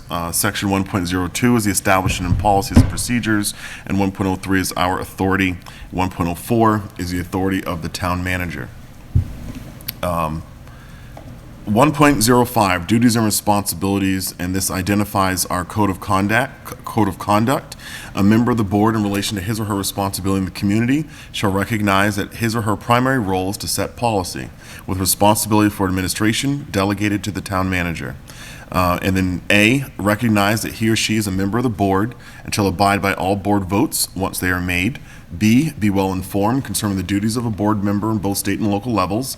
C, remember that he or she represents the entire community at all times. D, accept the office of the selectman as a means of unselfish public service, not to benefit personally or professionally from his or her board activities. E, in all appointments, avoid political patronage by judging all candidates on merit, experience, and qualifications only. And F, abide by the provisions established by the Commonwealth and Mass General Law, Chapter 268A, as they apply to municipal officials. As a member of the Select Board, a selectman shall G, endeavor to establish sound, clearly defined policies which will direct and support the administration for the benefit of the people of the town. H, recognize and support the administrative chain of command and refuse to act on complaints as an individual outside the administrations. I, give the town manager full responsibility for discharging his or her decisions and solutions. J, to not make statements or promises of how he or she will vote on matters that will come before the board until he or she has had an opportunity to hear the pros and cons of the issue at a board meeting. K, make decisions only after sufficient facts on a question have been presented and discussed. L, uphold the intent of executive sessions and respect the privileged communication that exists therein. And M, to treat with respect the rights of all members of the board despite differences of opinion. Does the board think that we need to reevaluate any of these duties and responsibilities or this code of conduct? Well, what I'm going to bring up is just form and format. So I don't know, since we have changed this from the Board of Selectmen to a select board, we probably want to address the use of select men and select man into some other select board member to, again, just to make it more in line with what the changes have been in the past. And then really picky. If you go from A to F and then you introduce a member of the board shall, it should start at A again Yeah. and not go to G, which I don't really understand. Yeah. All right. But as far as content, which I think was your real question, I have no problem with what's there. I don't have any additions. These all are things that I think we have all followed and follow. I agree with your comments there. And by the way, my select board, I will only make at this point, but obviously it includes Articles 1 and 2. Wherever those words exist, we should replace it, so I don't have to bring it up in every place. All right. Now, one thing that we can talk about tonight is, what do we call ourselves? When the Charter Review Committee changed the name from the Board of Selectmen to Select Board, what was stated at that time was that selectmen will call themselves selectmen, but that they sit on a board, a select board. And previous members of the board have requested, previous female members of the board have requested to maintain the title selectman. Select woman, Shiroka, has opted for select woman. So we do have some options, but what do we want to change it to member of the select board? Select board member would be the most neutral. Select board member, yeah. Select men or select women. I'm personally in favor of select men and select women, not member of the board, but. A member of the board, I think, is cumbersome, but select board members. Right, select board member is what I would vote for too, I agree with that. Okay. Heather? Oh, in the document, that's perfectly fine, but when you're addressing each other, that's totally different. Yeah. I would be Oh, select. when we're addressing one Yes, another? Oh, totally how about different. just member? Member, Jeffries, member Alonzo, or something like that. I think there's a historical title to selectmen and or select women now, but I think there's a historical reference to Well, I think my personal feel, when this came up, I was like, I didn't really care. And for the record, I truly still don't really care. But since we've taken it to the point where it has been felt appropriate by members of the Charter Review Committee and other bodies to make it more gender neutral, then we should follow it through to the degree that we don't use it anymore. And that would make sense to me. At least that's carrying it through to all documents and not just willy-nilly. Okay, sometimes it's this, sometimes it's that. It was changed from Board of Selectmen because people objected to the word selectmen. Yeah, 'cause the women did. I was there, I was on the charter There were review, I male remember. supporters of the change too, so I don't want it to say. Right, but it was, because they felt it was sexist. Right, well, As and so with that in mind, since we've adopted that as a select board, it's a Lunenburg Select Board, so the use of select woman and select men should be stricken and should be straightforward anyway, but. I concur with that entirely. All right.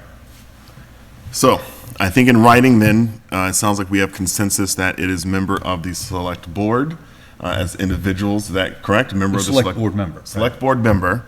I think as individuals, though, I think we can call ourselves what we want. Yes, Thursday- okay, that's true, chairperson. Say that again? Chairperson Jeffries.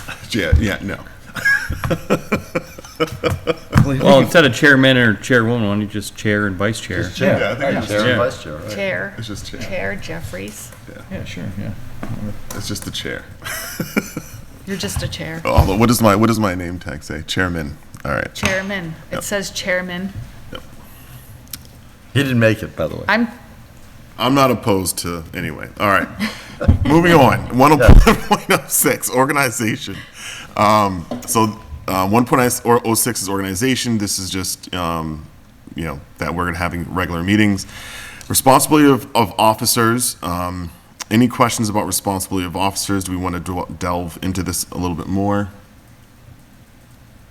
So in gist, it's explaining what the chairman does. The summary here is works out agendas with the town manager.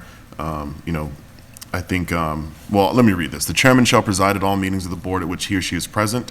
In doing so, he or she shall maintain order in the meeting, recognize speakers, call for votes, and preside over the discussion of agenda items, to sign official documents that require the signature of the chairman following a vote of the board, to call special meetings of the board in accordance with the open meeting law, prepare meeting agendas with the town manager, represent the board at meetings, conferences, and other gatherings unless otherwise determined by the board or delegated by the chairman. I think, in my opinion, that this is probably an area where I'm going to look for more support on, that I think this is a group function on this one. And I think Mr. Alonso does a wonderful job. I call you Mr. Lunenburg behind your back. I think that I think Glad it's behind my back. I think Tom does a wonderful job of being Mr. Lunenburg, and I hope you continue to be. To serve as a spokesman on the board at town meetings and present the board's position unless otherwise determined by the board or delegated by the chairman, to make liaison assignments as appropriate, and assign overview responsibility for products and tasks to board members unless otherwise determined by the board. This is a change. We don't do this anymore. We pick liaison assignments.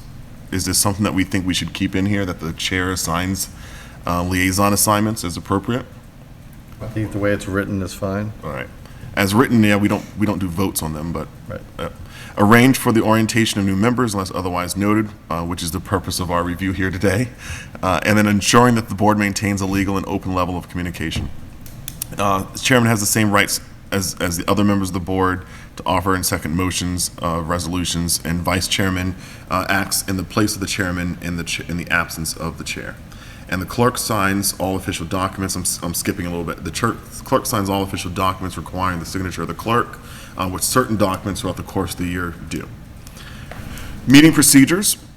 This is how the board functions when acting in a legally constituted session. Really, it's about quorum, split votes, regular meetings of the board that occur in specifically notes in this meeting room unless otherwise noted. And then we have our agenda. Any questions about the agenda or executive session? All right, we have section 1.11 is public comment. So just pausing here and recognizing this, and recognizing that as both represents and is accountable to the residents of the town, it is the policy of the board to make every effort to strengthen communication with citizens.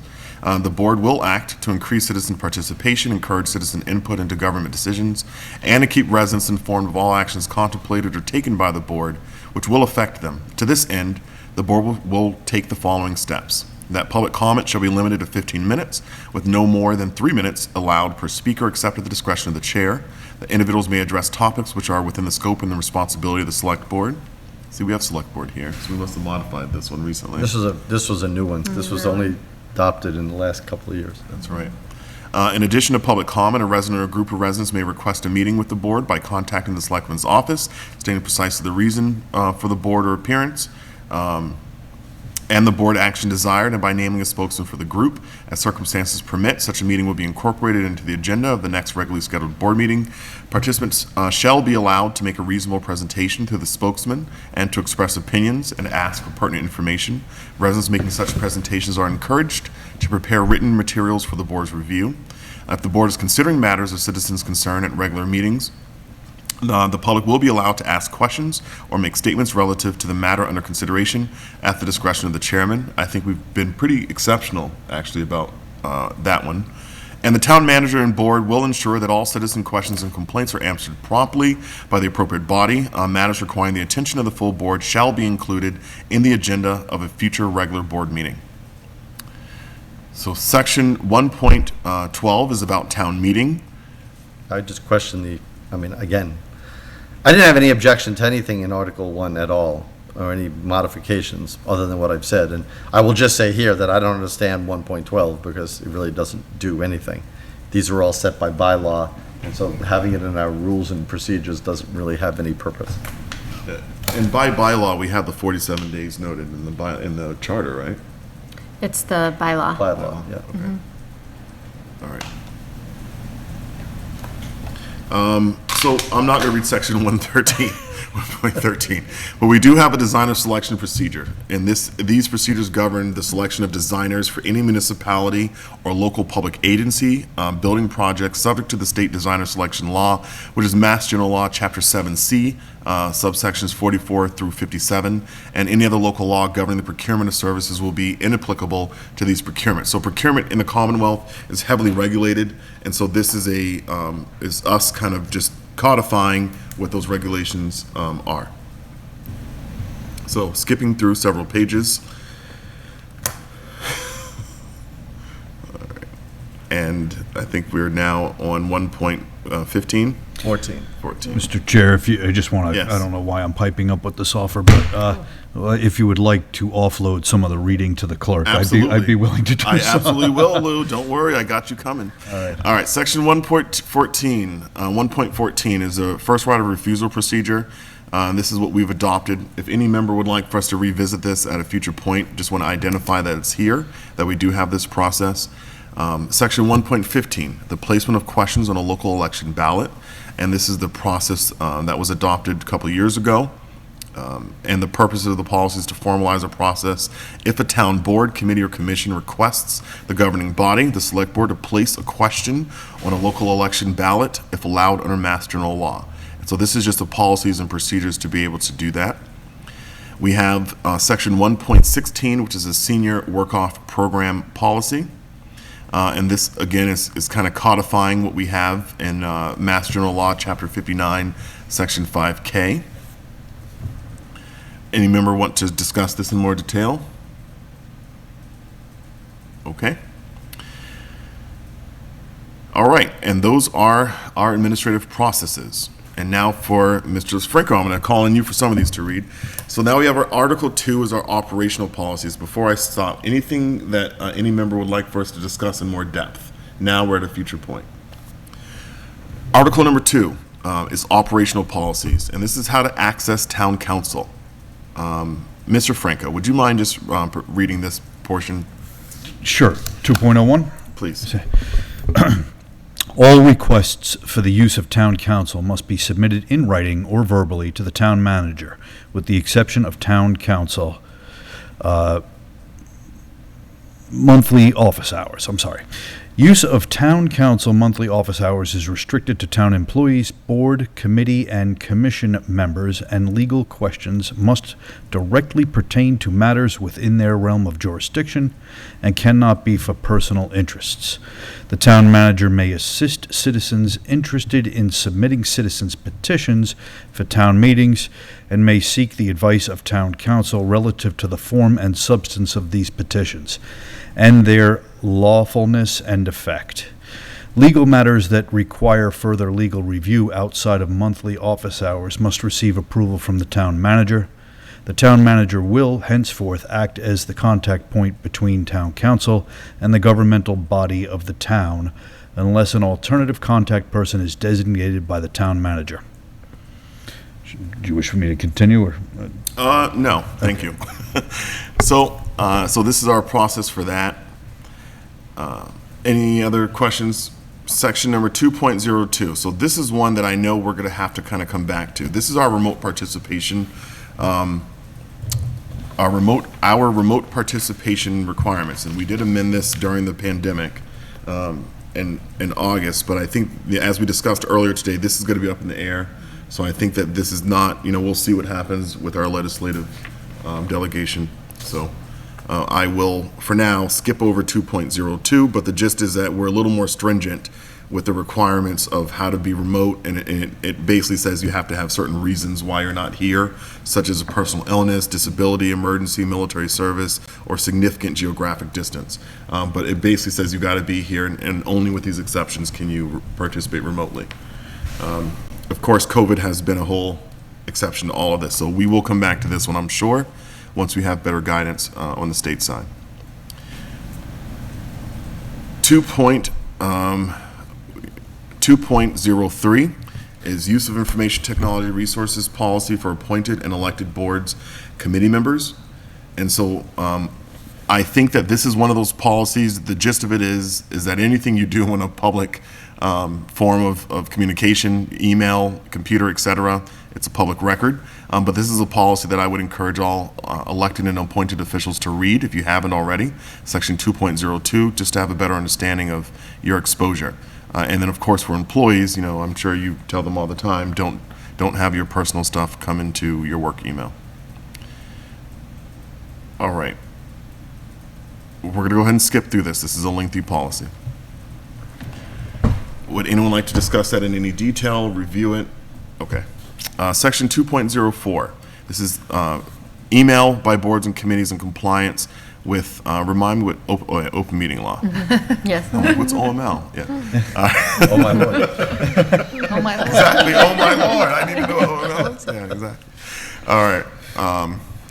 Similar to previously stated, and then we have our social media policy, and this was adopted in October 2019. So this is another policy that I would encourage residents to familiarize themselves with who participate as elected or appointed officials. And Mr. Franco, would you mind just reading the intro and purpose on this one? Sure. Introduction. The town of Lunenburg, the town, hereinafter the town, depends upon an environment of tolerance and respect for the achievement of its goals in serving the citizens of the town. B. Purpose. The purpose of this policy is to provide notice to appointed and elected board and committee members that their use of social media must conform to the law and this policy.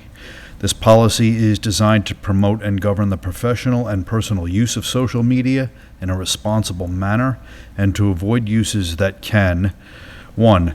Breach confidentiality by revealing protected information about the town, its citizens, or its employees.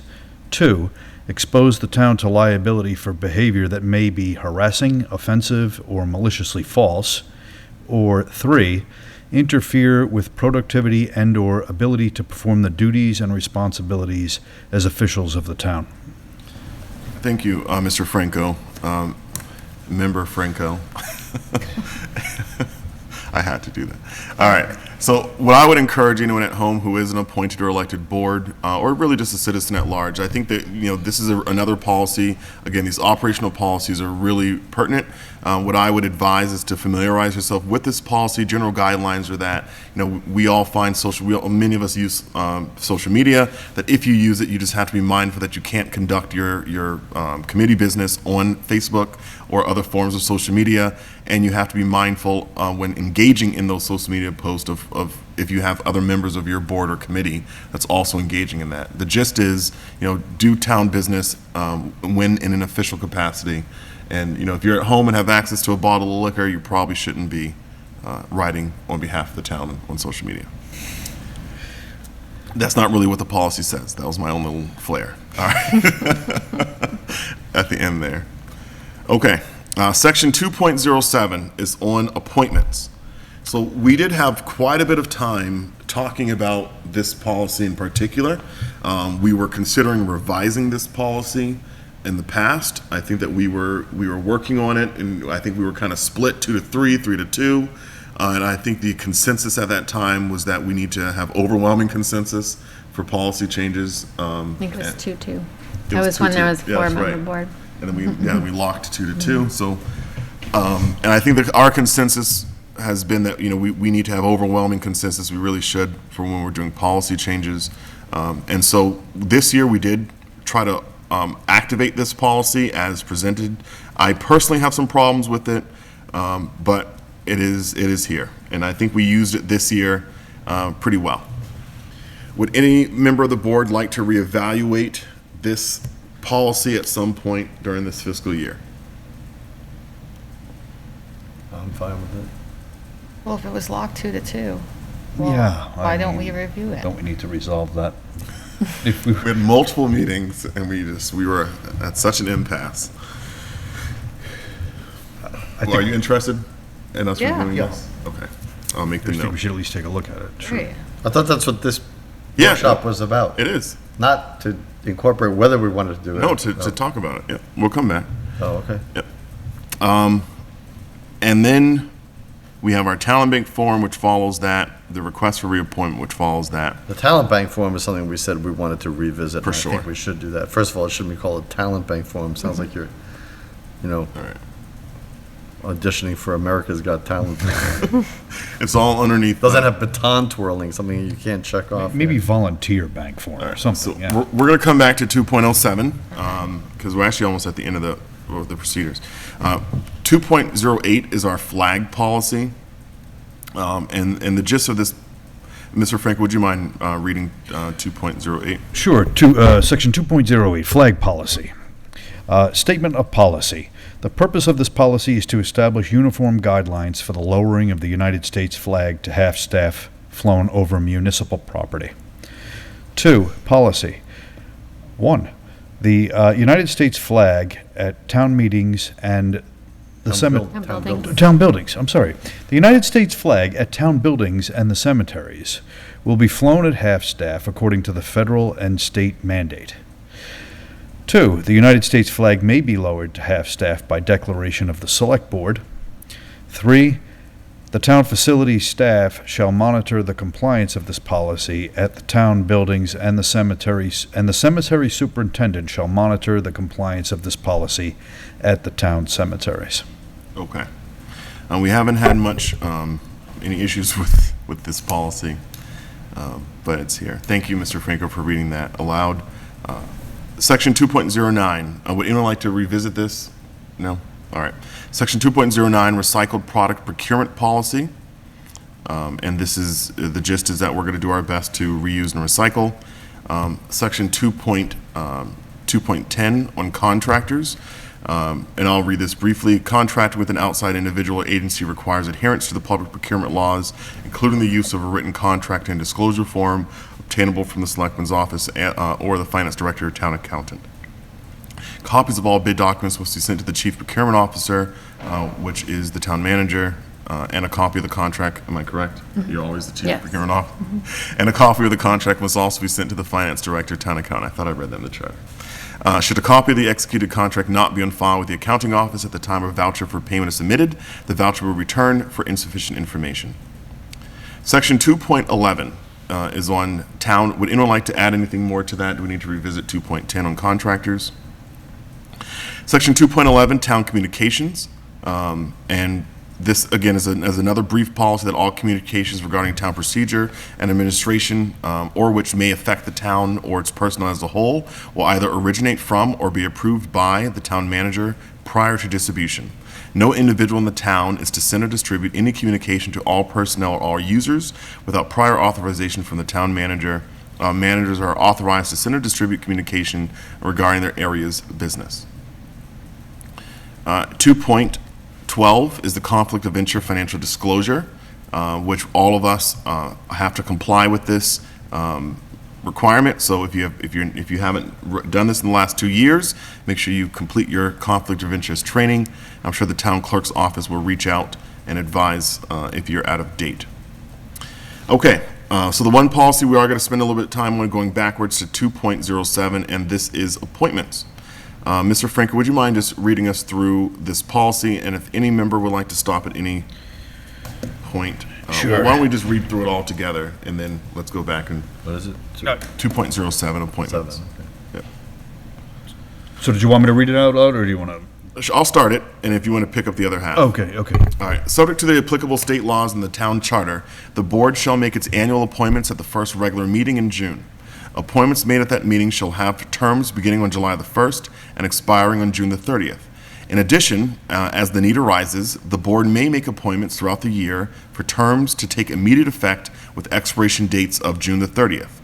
Terms shall not exceed 3 years unless specifically allowed by Massachusetts general law. Appointments shall be based on merit and qualifications that relate to the duties of the subject board, committee, or position. Where possible, the board will seek variety in backgrounds, interests, ages, genders, and geographic areas of residence, so that town boards and committees will reflect a true cross-section of the community. This sounds like your wording, Mr. Alonso. In order to attract qualified and interested persons, vacancies and reappointments will be made public as far in advance of the appointment as practicable.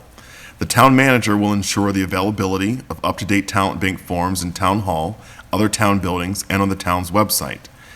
She will also ensure that completed talent bank forms are maintained in an organized and easily retrievable manner, that receipt of the completed form is acknowledged, and that the resident is given a sense of the appointment process.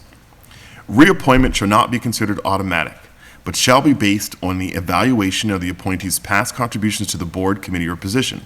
As part of the annual appointment process, the town manager will ask incumbents, whose terms will expire on June the 30th, to fill out a modified talent bank regarding their desire for reappointment and description of their past contributions.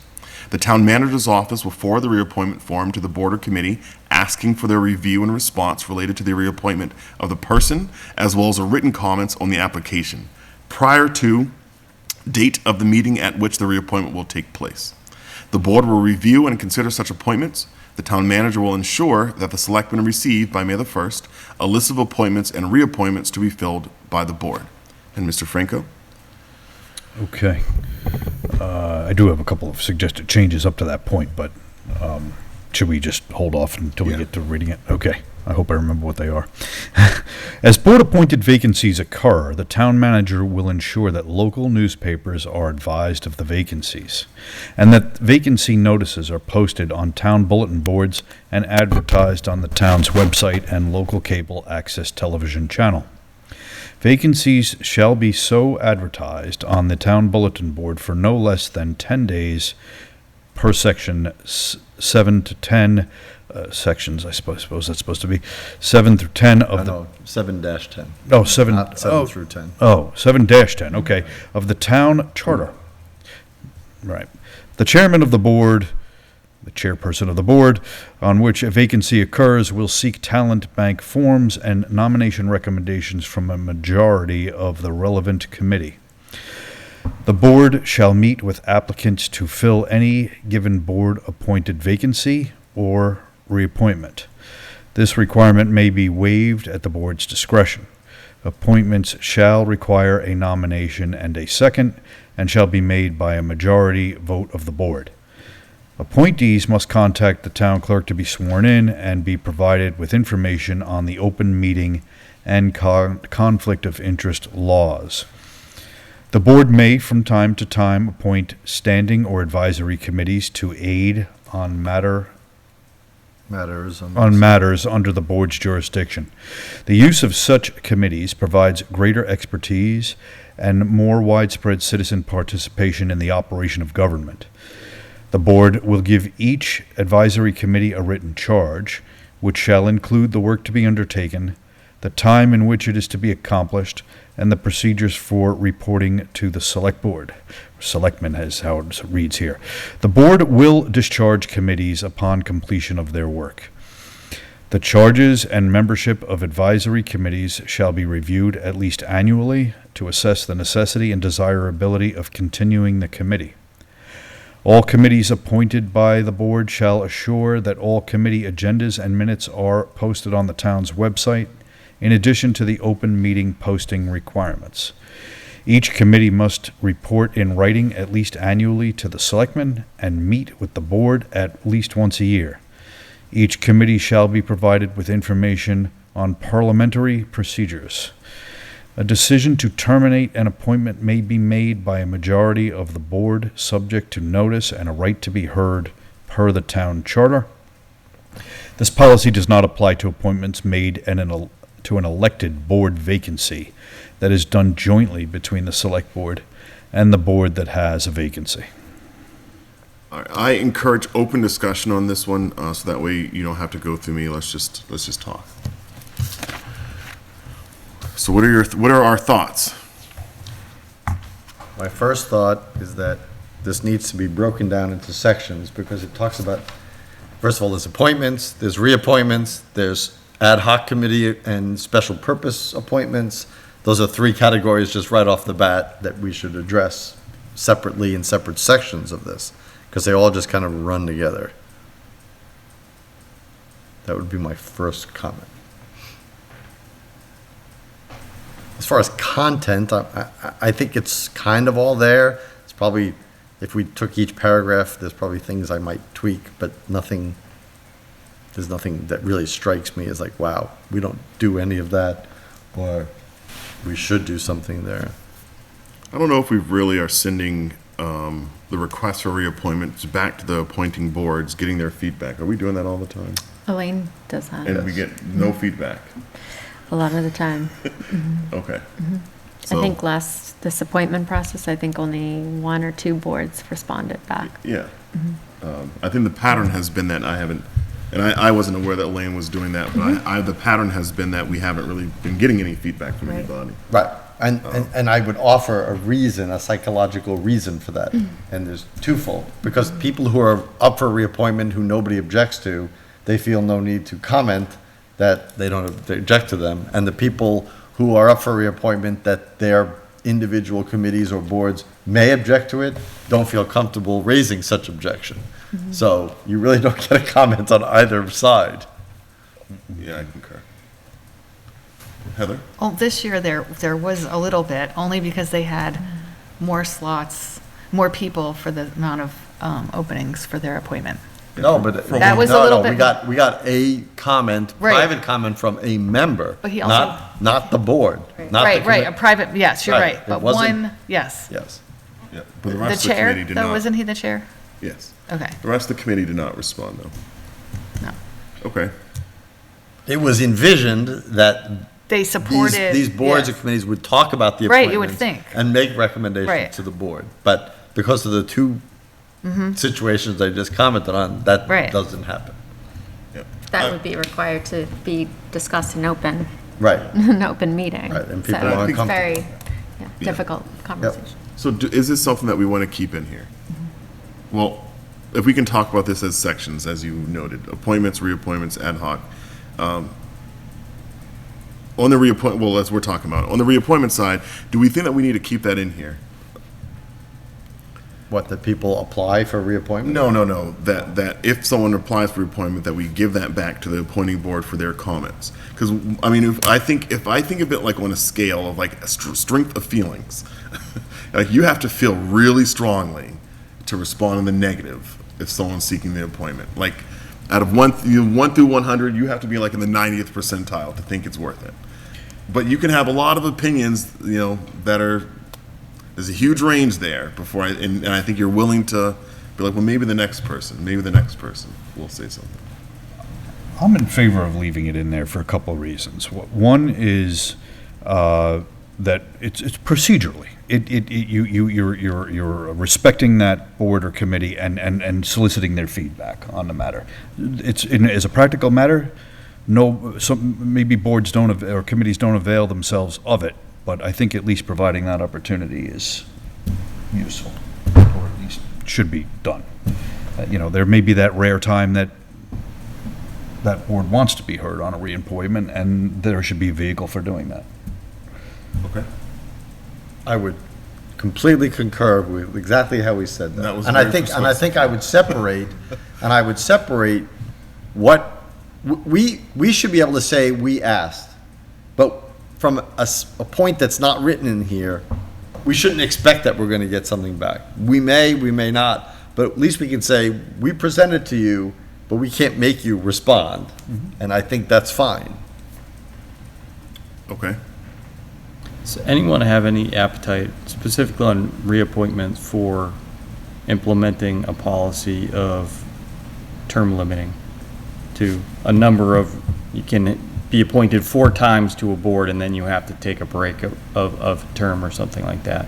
Because one of the things I think we like to see on boards is fresh ideas and things, so we're not just doing, maintaining the status quo, but nothing changes or gets done or new ideas are presented. And one way to do that is to consider term limiting some boards. I understand that it can also have a detrimental effect, possibly, of discouraging participation, but it's just something I want to throw out there for consideration. How does it discourage participation? If you get to participate for a certain amount of time, you're still participating, right? Any participation to me is beneficial. It doesn't matter if I'm on here for 1 year or 3 more, or, I feel like as long as I felt like I participated and stepped up when I could, Sure. that I did. I always agree with term limits. I think that they should be implemented across the board, everywhere. Everywhere. So if we start right here, I'm all for it. Mr. Yeah, I have 2 opposing arguments within my own head. That's okay. You can argue with me. One I'm not gonna agree concurs with that. with I understand the sentiment entirely. People get on these boards and they become fixtures and they become de facto more than one vote because of their influence and all of that. So there is that. On the other hand, while it may not, I agree that it may not discourage participation, it may create a ton of vacancies because we already have a volunteer problem, a volunteerism problem in town. So that's the other side that kind of goes. I don't know where I actually stand on it. I appreciate the discussion. I don't know where I come down on it based on that. So. I guess that's the part I always, you went down that road, and then you're like, I don't really know if I like this road. So I'll make mine clearer. As positive as Ms. Roca is about always being for it, I am always against term limits. And because, especially in this case, for two reasons. First of all, I think it limits, if somebody's very good at the position, it unduly eliminates somebody just because they served amount of time. Number two, if there are times when there are more applicants than there are positions, then we have the ability to say, you know what? I'd like to see somebody new. Nothing against what you've done. We can choose somebody new. So if there are people, we have the ability to do that ourselves, and not by rule of laws like, oh, you've served 3 terms or 4 terms, you're done for at least 1 term. I've never been for them for that reason. And then Mr. Franco's other reason about we would be maybe starving the engine because we don't really get a flood of volunteers to begin with. Well, some people might not volunteer because of who's on the committee. Yeah. Well, Okay, that's so you true. have that, There is that. There's a lot You have of that where there might be people who will be like, well, that person's been on there and I know that I won't agree with them, so I'm not gonna volunteer and waste my time. Just putting that out there, okay? Well, and my thought for it is we get the comments a number of times that, especially dealing with appointed boards, these people aren't elected. So if they're not elected and they're just installed in perpetuity for the most part, except for the rare case when someone. We have more than. We have more than, Yeah. it can lead to, some resentment from the public, whether intended or not by the board. Because they weren't voted in, they don't really represent because they're not voted in. So we pick them, because we Well- represent the town, we pick the people on them, but they don't. Right, but I understand what you're we saying. don't get to pick people. I know, We get to but- pick people who apply. Right. So we can't help the application. This is part of a discussion from earlier goals from earlier selectmen years. Or the volunteers. Right, I Yeah. mean, I can't, if somebody doesn't, I understand. if somebody subscribes to what you just said, and I know it happens with Yeah, some it people. does. That somebody won't join or won't put their name in because of the current membership of a body. I don't know that I can help that. And you know what? There's a part of me that says, that might not be the kind of person I want on there. I want people who are going to be able to stand their ground, listen to other people, make their own arguments, and come to agreements.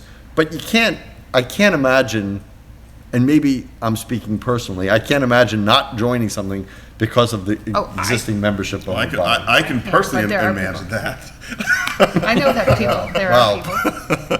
But I think your fellow members can make the experience good or bad. No, I totally agree with that statement. But Right, what and I'm then saying is that then no body's membership, no committee or commission's membership would ever prevent me, if I thought I could contribute, from putting my name in, even if I thought it may be contentious. Yeah. Maybe not signing up, but maybe staying on. If I can ask the town manager for her opinion. I think what you were just talking to about is just related to personality types. Yeah. So it depends what type of personality you have and how you'd land on that issue. Related to term limits, I think I agree with Vice Chair Alonso about basically the merits of the person should be why they're on that committee or not, and their skills and qualifications and what they bring to the table is why they should either stay or not stay on that board or commission, not whether they've been on there 2 years or 10 years. Yeah.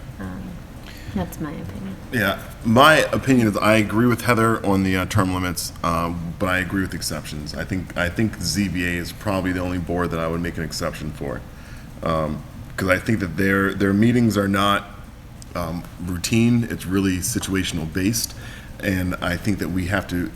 That's a board similar to the planning board where consistency is the most important value that they offer. And so that's a board where I would want consistency like I want to see that on the planning board.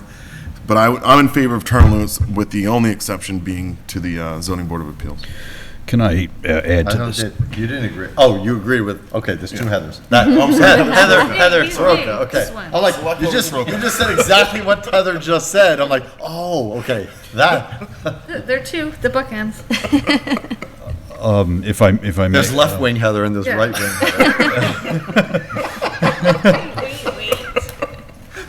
I don't know if I want to be on the left wing. I said that in jest, everybody out there, I don't mean that in any political way. Well, first of all, I just want to say this, not that this bears on this discussion at all, but just to split hairs, because you brought up the idea of term. I never approve of term limits for positions that are directly voted on by the public, for example, because you are then depriving the public of a choice. Like, you are removing somebody that public might want. However, within the confines of appointments, that's what we're discussing this issue on. However, a standing policy of term limits, why don't we, I believe it was you, Mr. Alonso, that brought it up, we could just, if we think somebody's been on something for too long and would like to see a fresh opinion, we could sort of factor that in and sort of de facto term limit them, on a case-by-case basis and not have a standing policy regarding term limits. Which is our discretion, but that's kind of dependent upon this membership being a little longer, that we're all here. Well, that's true. You're right. More than one appointment. This is in flux all the time, too. Yeah. Yeah, but exactly. So Yeah. the fact that you'll get a changeover when there are more people than there are seats is going to be inevitable, I think. I mean, the more that anybody, if this body changes, inevitably their choices are going to change on the appointments, if there are options. So we have an idea about term limits. The poll, as before, I don't think we have a motion here, but the poll is that Heather and I are in favor of it, maybe with an exception for ZBA. Anyone else in favor of it? I'm in favor of it. So we have 3 in favor. Lou? I am both for and against it. That's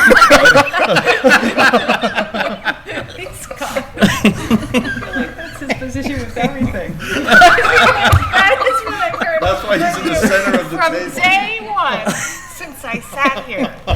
Everything. I'm for and against it. Well, I'm both happy and sad for you. Go to Mr. Alonso, please. I gotta think about it. He knows my vote. I made it clear. I definitely oppose them. All right, so 4 of us are some version of yes on this one. So where do we have common ground? So what are your thoughts, Mr. Dwyer, on what appropriate term limit would be? I think after your 4th term to an appointed That's a really board. long time, too. It is a So long time. So I mean, that's 12 years. Generous, yes. That's a long time, but I think beyond 12 years, take a break. So 4 consecutive. Yes. And how long is that break? A full 3 years or 1 year? 2 years? I think to get reappointed to that board, it's a full term, but that doesn't preclude them from serving On another one. some other capacity of the town. Yeah. As we've seen, there are some volunteers in town who are super volunteers and are on, 487 committees and things like that. So, that'd be my initial thought is 4 consecutive terms, and then you have to take a break from a term from that appointed board. Mr. Franco, what are your thoughts on that? So we're saying that's 12 years. Just remind me, is every appointed position 3 years? Is yours 5, the one that you're talking about, 5 years? ZBA? Yeah. ZBA is an exception, isn't it? Is it 3 or 5? I thought it was 4. Which one is 5? I think. Planning for sure is when I was. Planning is elected, so it doesn't matter. Yeah. For sure, 5 years. Yeah. That's a We'll look into that. Yeah. It's way too long. Okay, so we're thinking 12 years. For the 3-year term, like. For- 12 For the, It depends on the term. All right, what are the thoughts, if we can deceive or carve out this ZBA exception? Is there agreement on a ZBA exception? How many years is their term? That's 5, isn't it? 5-year term. 5-year term. Oh, so it was the. So that would be 20 years. 4 That's terms. quite long enough, Michael Ray, don't you think? An exception for someone to sit on the board for 25 years. I wouldn't put a time limit on ZBA personally. I have to say, from a logical standpoint, I really don't get that. I get the fact that I support term limits. I don't support term limits, except for this one board.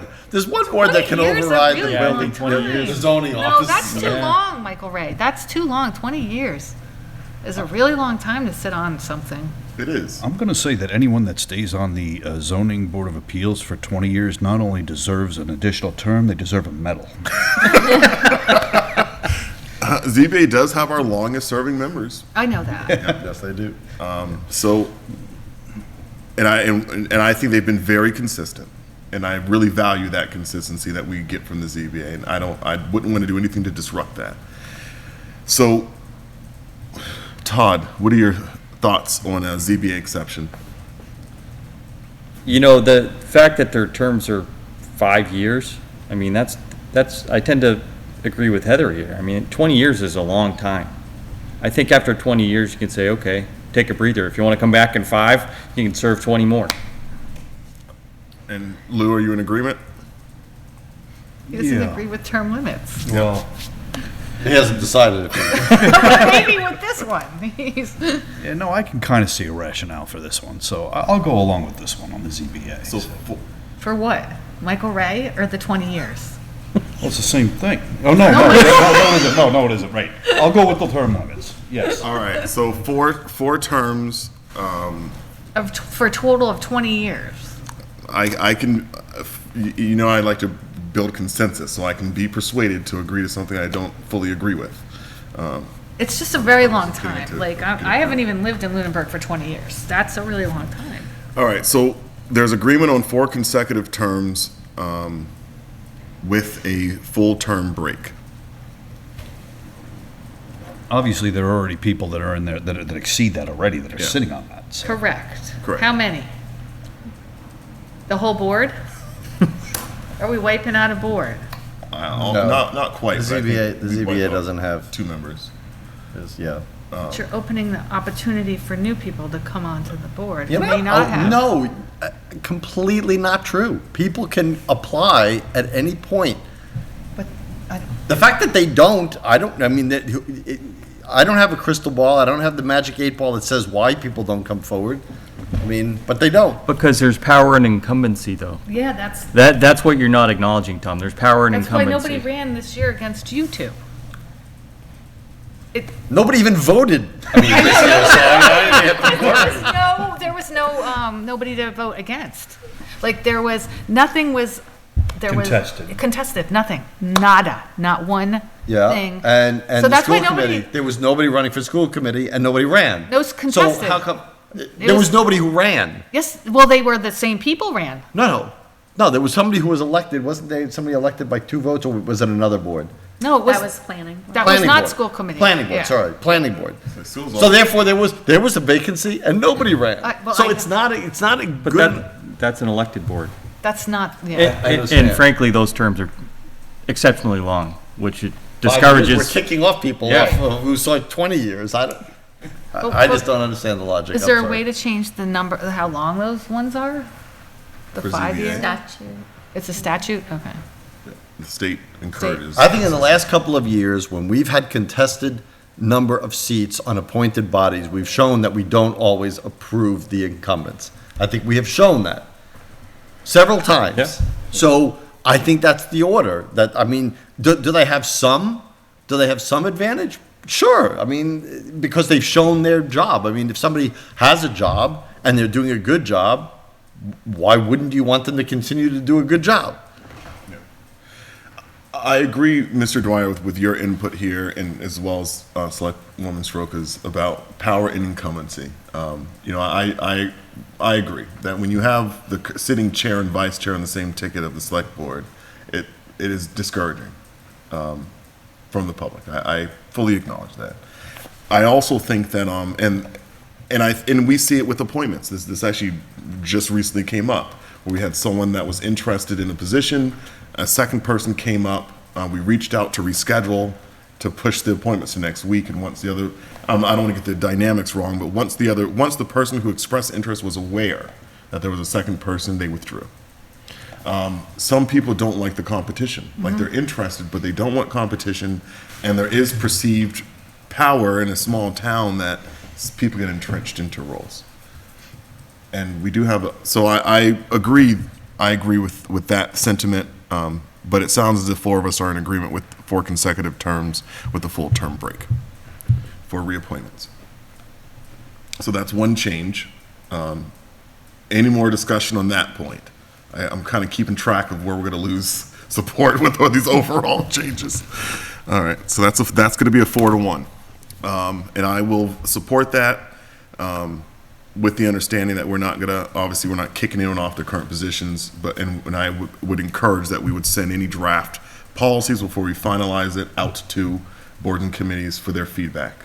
Because I think something will be. That's a question I have about the policy, the procedures.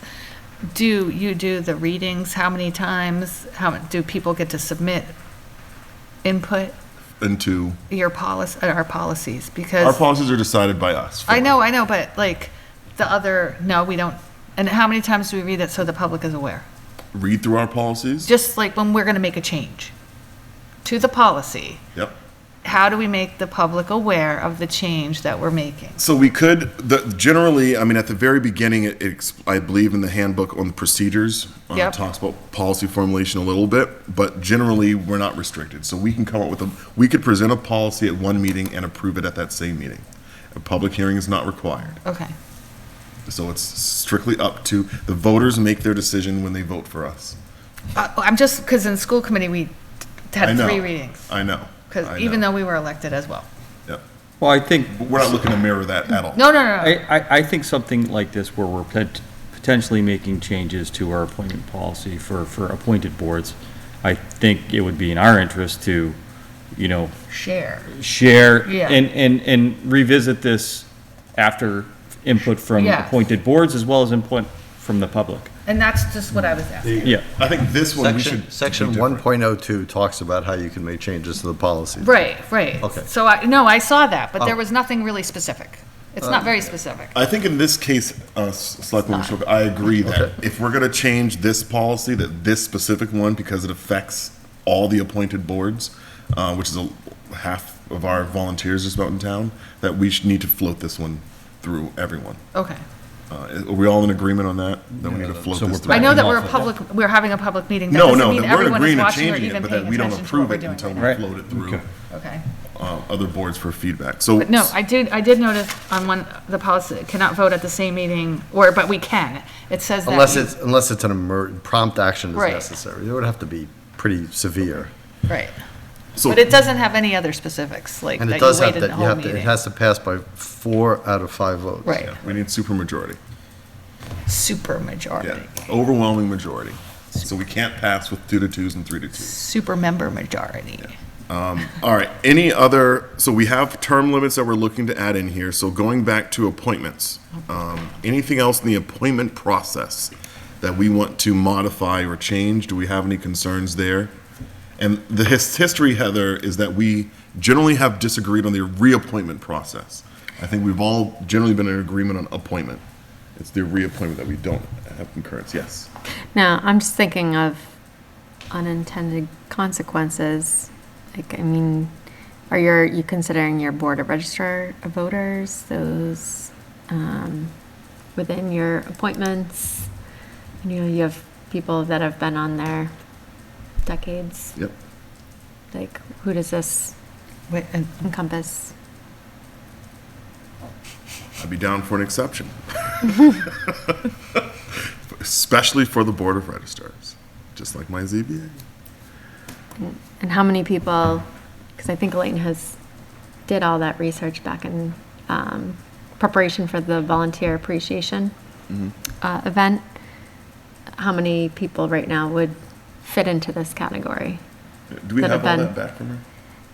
I think she sent it to you. No? Okay. I think you had asked for it. I did. Yeah. I did. Yep. And I think she had. I must have Yeah. 'Cause I was looking for it, but I didn't see that, so I must have missed it. Maybe we could share it. For it. So one of the things that with Heather's referencing, I asked Elaine to do a little bit of research to identify everyone who's sitting on a board or committee in town and how long they've been sitting on those boards and committees. So that way, when we have like employee appreciation or volunteer appreciation events, that we have that information handy, that we know that, and that we also can generate some kinds of awards, and also for this discussion, that we can kind of be informed. So I think anything that, Heather's mentioning unintended consequences, which is always something we have to think about. I think anything dealing with voting should be an exception. That there should be nothing that we do that can negatively impact the vote, period. And if that means that someone's on that board for 50 years and they're on it for 50 years, if it means that votes happen on time, on schedule, all the time. So in order for something to run smoothly, they shouldn't have term limits. That's not That's what you're saying. what I'm saying. You don't is want to that- jeopardize things running smoothly. What I'm saying is that I think that the people who run elections are probably, I'm in favor of exceptions, as I clearly have said, that I think that term limits are generally good on multi-member boards, but to articulate why I'm in favor of exceptions, consistency is the main concern. Is that if we're talking policy formulation, we need new ideas, and that the idea of a term limit is to encourage new ideas, fresh ideas, and to eliminate kind of the power of incumbency. People aren't jumping up and down for the board of registrars because they're not making decisions on really much of anything, as much as they're administering the voting process for the entire town. And so I think on that type of board, consistency is extremely important. And same logic for the ZBAs, consistency. It's only on those boards where it's really not that you're looking for, elections in Lunenburg have worked very well for a very long time. We don't need to change the system. If there are enhancements that the town clerk decides that we should incorporate, then I'm all for it. But I don't think we have a broken system there, and I don't think that we need new ideas. I think we just need to keep doing what we're doing. I would argue we don't have a broken system in any of these things, but I guess that. Well, I guess my one thought is you could put an exception that a board shall have no more than 25, a limit of, say, 25% of its membership term limited in one cycle or something like that. So you maintain a large 75% of that board is maintained, but maybe you have a member or two step up. It's probably just going to be one member a cycle. How do you administer that? How would you Rock, word paper, that? scissors. But how would you word that and administer that? The longest serving member would be term limited. And then the next cycle, the next person would be.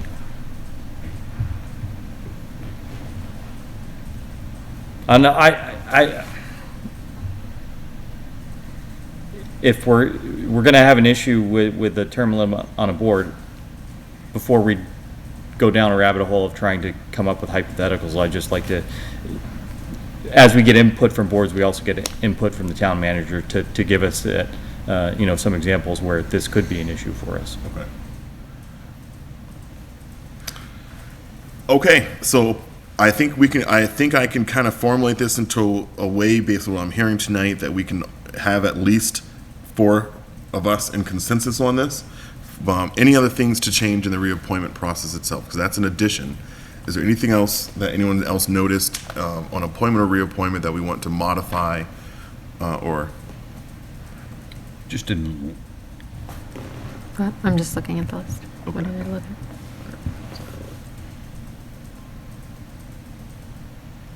Yes. I have a couple of language items. Oh, yeah, I noticed the typos and the. Did you? All right. Well, depends on which ones you're talking about. But there were several missing S's and a couple missing words. But yeah, which ones are you? all right. So third full paragraph, 4th line. Fill out a modified talent bank. It should be bank form, except that we're hopefully going to change the name of talent bank form into something else. But still, you need the word form in there. And then down in the same paragraph, the board or committee asking for their review and response relating to the appointment of the person, as well as the written comments in the application, prior to the date of the meeting at which the reappointment will take place. Well, that sentence assumes the conclusion of the matter to be decided. We don't know that there's going to be a reappointment, so maybe reappointment will be considered.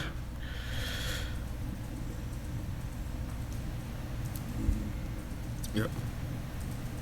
Or appointment. Or appointment, well, but there might only be a candidate for reappointment with no appointment. Well, Okay. there might not be an appointment. Like, Part of- let's say there's only, Part of the objection in the past was that the reappointment process doesn't clearly state where people how the interviews will go when you have somebody up for reappointment and there's new people who are also vying for the position. That is not clearly defined, and that has been an area that is always vague and people always ask about. And how it's advertised. Yep. Because if it's advertised as a vacancy and they're still holding that position, but reapplying for it. Right. And that was part of the split last time we talked about this, is because some people said, well, if somebody's term is expiring, then it's a vacancy. But I'm like, okay, but if somebody's reapplying to be reappointed, then there's never going to be a time when it's vacant, because it'll be reappointed before it's vacant. Right. So vacancies have a specific meaning. So, Lou, I noted your two language things. So on this one, Mr. Alonso, you're speaking to the vacancy as far as how we advertise. So The whole reappointment process is not really well defined. Like, so where do people who are interested in the positions, of those incumbents whose term is expiring, how do they go about applying for the position? Where do they fit in the process? People have said, oh, well, the people up for reappointment should be interviewed separately and given a separate vote before we get new people. Other people say, well, you should interview everybody all together. And again, there's been on previous boards, there have been no consensus about that. So the question is, there's, I think, two questions here. Do we give incumbents a different process than everyone else? And then, so that was the first. And what was the second one? And then, do we advertise positions noting that an incumbent is seeking reappointment? For me, no and yes to those questions. No, incumbents should not get special votes and special treatments. That would play into the fact that reappointments and incumbents have a leg up on people who are applying. So everybody should be interviewed the same day. We have done that in the past few years, specifically for that reason. Are four of us in agreement that we should interview incumbents and new people seeking appointed positions at the same time? I think that we should do that, yes. For the reasons, yes. Mr. Alonso does. Heather? Yes. All right. Todd, I know where you stand probably on this, but where do you stand? I don't agree that we should interview them at the same time, but I think I can see both sides of it a little bit, because when you do interview them at the same time, sometimes you can be surprised by how one of the new candidates stands out, and that may influence your decision.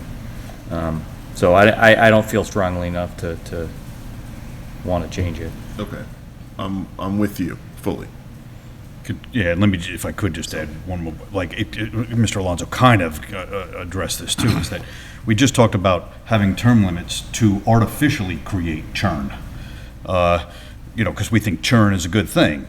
So, exactly like you said, it plays into giving incumbency an advantage. Why don't we just put everybody, all applicants, including applicants for reappointment, on the same theoretical playing field?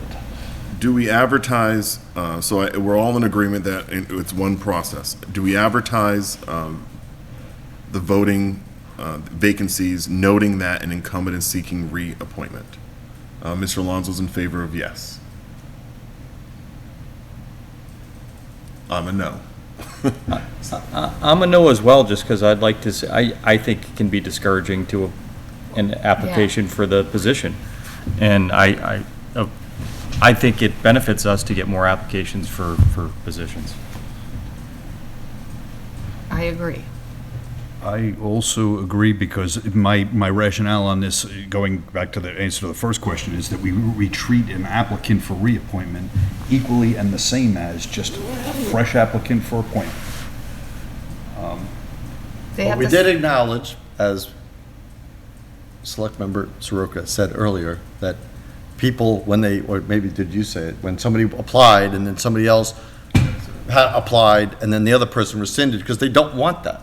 Right. And so why would you put somebody in a position? There are lots of people who don't want that. Lots of people who don't want to be in a competition and are going to say one of two things. It's like, if I knew somebody was going to be up for reappointment and they already have the position, why did you waste my time? Because if you're going to, if you're saying that incumbents have the advantage, why are you even But bothering that's, and wasting my time? that's the whole mentality they're assuming. So you're going to surprise them. Well, So you're going to surprise them and saying, oh, well, I'm up against an incumbent, because they're going to find out they're up against an incumbent. But won't they know, I mean, at the time the agenda is posted, won't they know that is more than one applicant for the position? You know, they'll know at that point that they're in a competition and they could still withdraw. Yeah, I'm sure that a lot of people would, and they probably would drop out and then withdraw. So therefore, if you told, the people who would stay are the people who wouldn't mind if they said they were up against an incumbent, because they would not drop out. Yeah, I guess I see a difference between advertising it that way and just letting it be known through the agenda process and the, you know, sort of pre-stacking the deck in advertising it. Okay. So I was up for reappointment on the school committee in December, but I withdrew because there was new people up that wanted to do it. Because I felt like if I was on there, then I would have been appointed, and not a new face would be appointed. And instead, there's a new member on the school committee right now, because I withdrew as a person who already sat on there. Yes, you So were I wanting to did- give an opportunity to someone else. Yes. Yeah, but you're not somebody who would refrain from joining it. No, not at all. Right, so this really doesn't apply to you. But I would hope that people who are putting their names in wouldn't refrain from joining just because somebody They else. do, that's I my see- point. That's exactly what I'm saying. but- A lot of times they do. But I think that's because they see that people are constantly reappointed, and that's the we're in a cycle, okay? We are, though. But you can't, what I'm saying, so you can't have the logic both ways. You can't say that people, the incumbents have a hand, you know, a leg up in the race. And they do. But if that's they why- do, then if you don't advertise it, then if you have somebody here interviewing, when they're interviewing against an incumbent, people are gonna think you're just wasting their time. No, but sometimes we can talk them into volunteering in other boards. and It has committees. happened. It has happened. But their talent bank shows that they've checked off one thing. Very rarely has anybody Right. not checked Well, off and something very else. rarely do we not reappoint people. Right, and that's the Only problem. because there's not usually a competition. Because, Lou's mulling over here. but there's no Has to competition. stay on the force. But there's no competition What are your because thoughts, Lou? someone's up for, like, that's part of why. There's no competition because there's The term less limit thing. civics engagement in the world, not only in Lunenburg. I mean, if you read everywhere, people are busy, they're busy with family, their jobs, this is becoming more and more, you know, when we talk about, it came up in a discussion about resurrecting the bonfire, for instance. And the police chief is like, you know, back when this was a big event in town, 20, 30 years ago, people would volunteer because they were volunteers in the fire department who wanted to do it. But now it's more of a bedroom community, and people don't work in town, and they don't volunteer for even something like that that's, you know, could be a lot of fun to do. So I think volunteerism is generally down. And I think to attribute it to one thing or another, because the incumbents are going to win it, I just don't think, in my tenure, I've not seen it. I've just not seen people not volunteer because they're up against, you know, incumbents. How about This is an open talk, but Lou, what are your thoughts? maybe this will help thread the needle. I don't know, but how about instead of advertising that a current member is seeking a reappointment, we keep it. Of course, it would be known from the agenda, but we inform any other applicant at the time they put a talent bank form in and say, just to let you know, there is an incumbent seeking reappointment. I think that becomes discouraging. That is like actively almost discouraging. So, by the way, your chances are pretty low. because Yeah, the person well, sitting okay, there- yeah. I mean, I'm in agreement with. I'm in agreement. I mean, I think we already have four of us kind of in agreement with advertising without it. It's just we're kind of fleshing this out to see if there's any movement of any of us on this. I'm holding firm in my viewpoint that I think it's a cultural shift. And I think we have to get into the change of when you're appointed to a role, you're only appointed for that term. And there's no guarantee that it's going to be another term. And it doesn't give you a leg up on even getting another term. That it's really just that one term. And that every time there's a new opportunity, that it's looked at with fresh eyes, that, yes, we can thank you for your service, but, it's that we should get in the habit of encouraging new people to show up and seek appointed positions. And, elected positions are the ones where you can kind of stay here for as long as you want. And I discussed that at Charter Review when I was on it, and it was unanimous. I'm not unanimous, but it was discussed at several meetings, and the overwhelming consensus was that it would discourage participation by elected officials. That it would discourage participation and Term limits, and that we had a problem already filling up our elected positions. Why add another layer to it? And so that was the Term limits were in the first year of Charter Review. Yeah. We did discuss it. So, all right, Lou, are you still on board with advertising voting, not advertising that there's incumbents? Yeah, I was just going to ask you, where am I again? Yes. Excuse me. All right, 4-1. I'm just making the notes.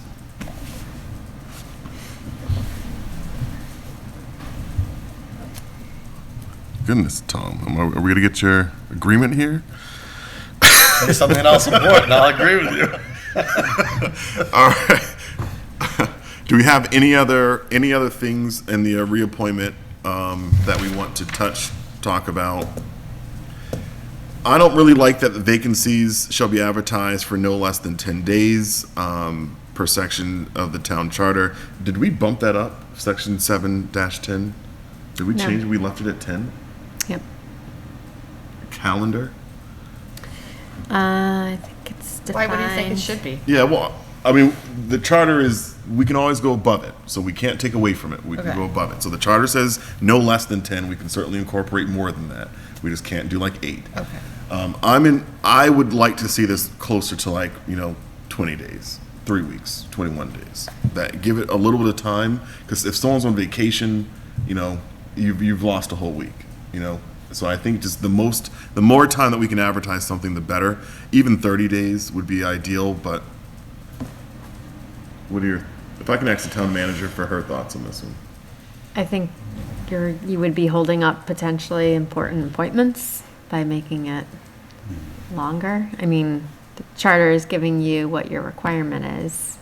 I don't think I should leave it to discretion as far as longer than that. Okay. In You can principle, always table in an principle, I have appointment no problem with what you just said. I could support that. But I think we should ask Elaine, who goes through the process, to see, hey, if we introduce that, what does that mean?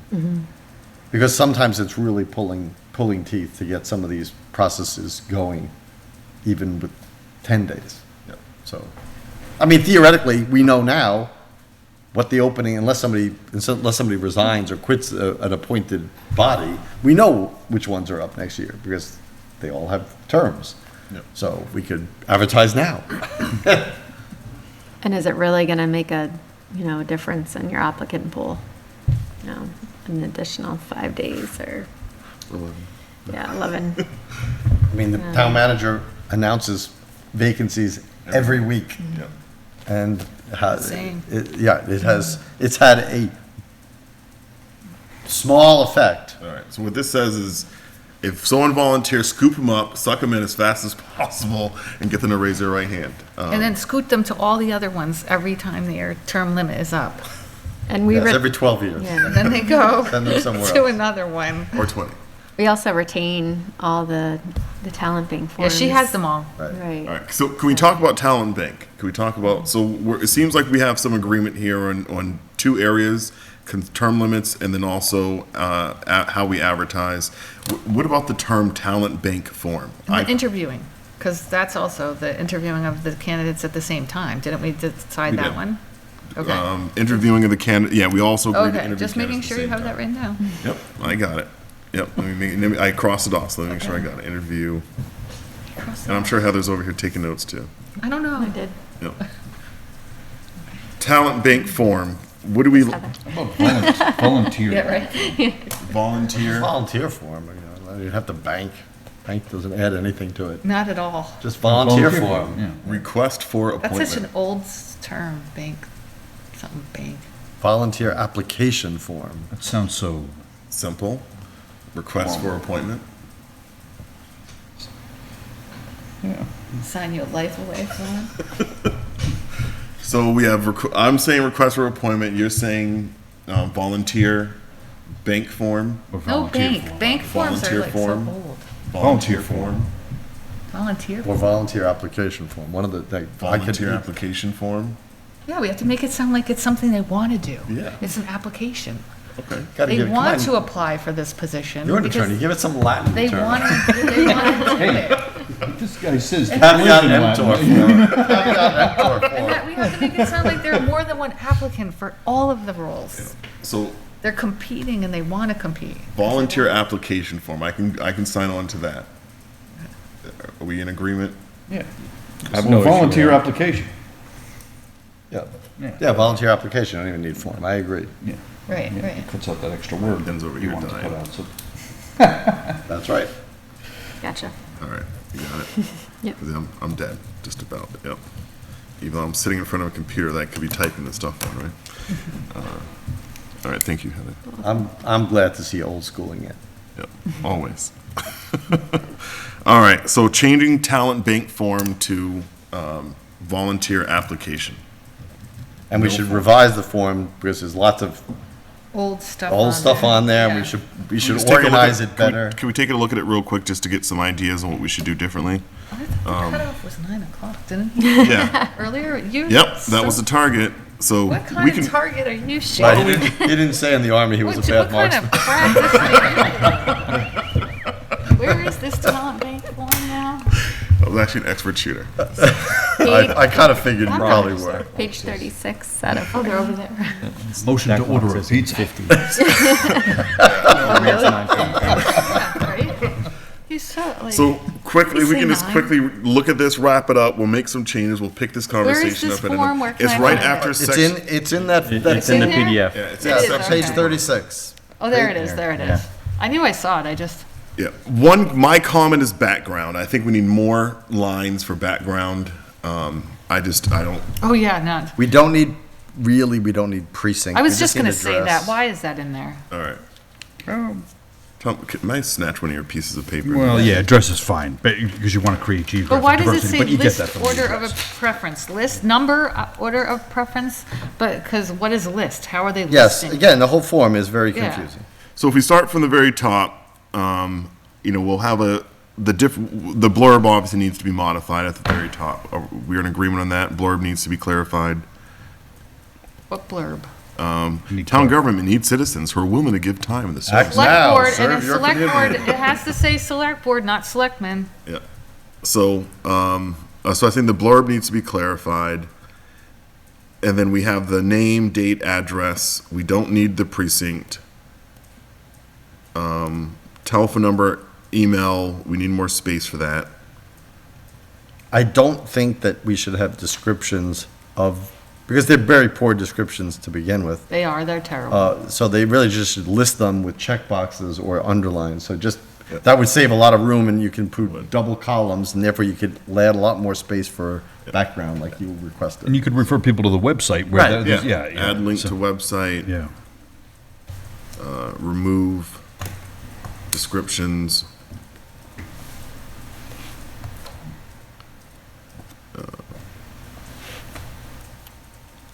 More space for, do we want to call background, or reason for interest? Or something along those lines. Qualifications. Qualifications, experience, something like that, right? Yeah, Qualifications or experience? Relevant experience. Right, or related skills. Related skills. yeah, I like that, related skills. Related skills. I knew we had a town manager. Or something.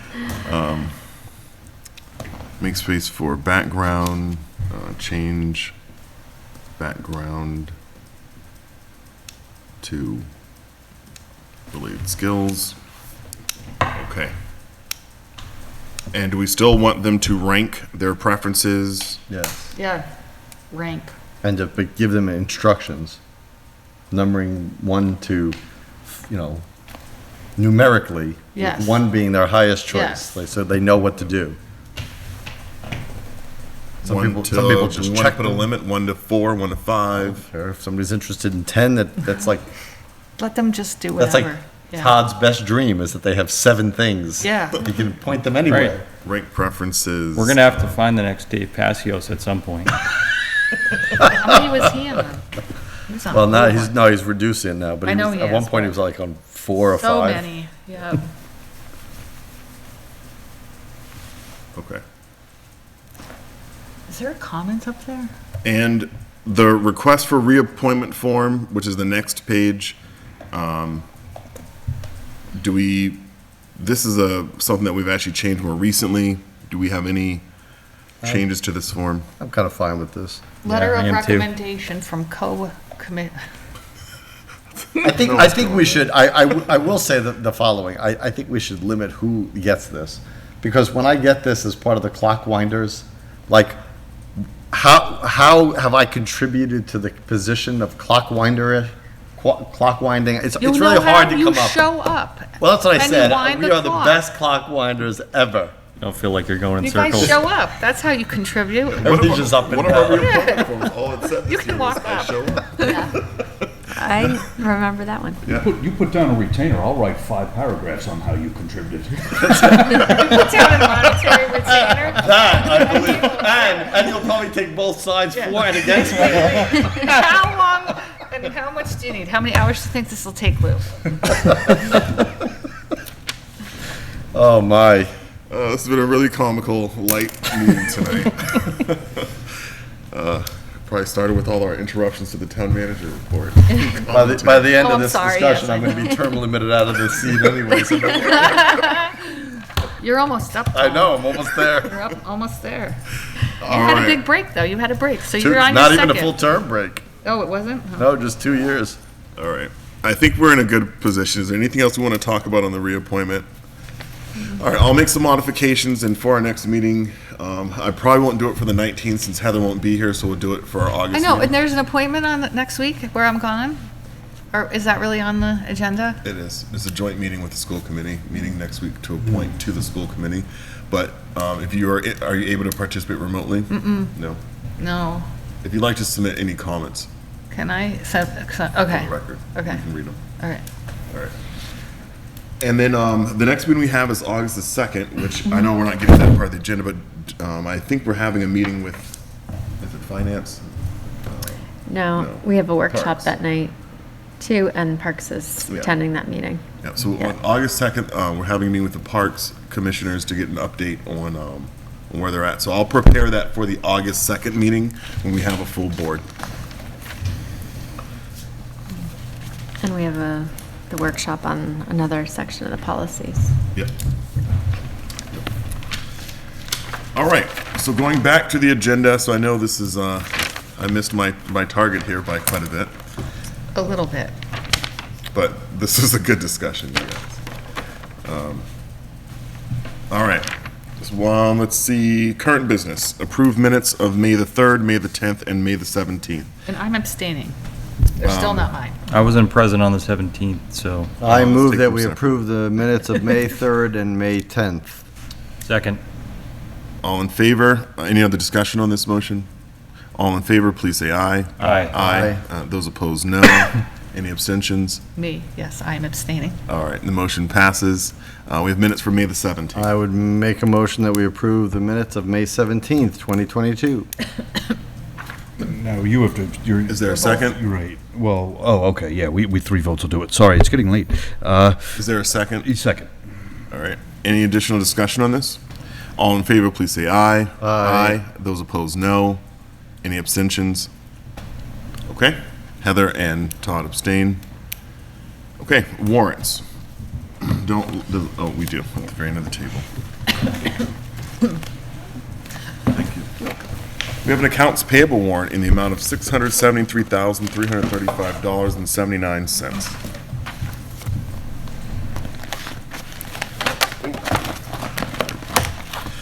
We have assessments in the amount of $118,251. We have accounts payable in the amount of $1,693,305.25. We have an accounts payable warrant in the amount of $171,616.80.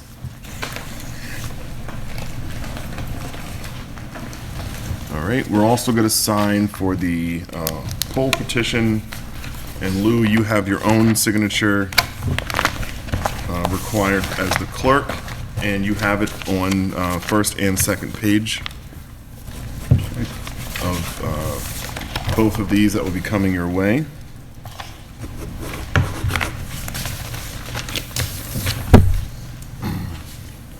Do I need to keep this all with that? Was that this, what this is? Yeah, they can go back in this folder. Okay. Should I fill in the date as well? Please. Okay, it is, And this is So long as you know it. 12. It's the 12. and that's just a folder that still the goes 12th with for a it. little while. It's just a folder that goes with it, passing with it. Oh, this is the folder that goes with it. So these are the two.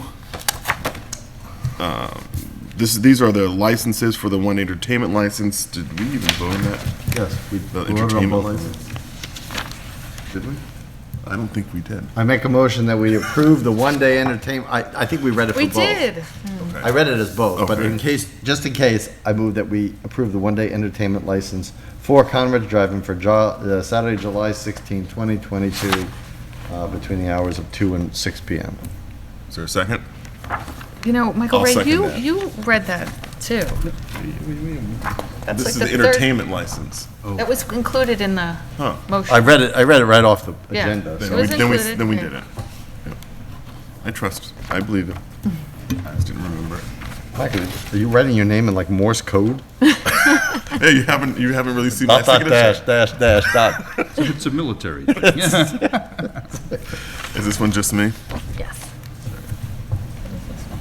Should I do my That just payroll goes or with just it. my note? Your what? My payroll, my signature that you can read? Yeah. Doesn't matter. Yeah, you usually sign, you're used to signing before me, so you haven't seen my signature.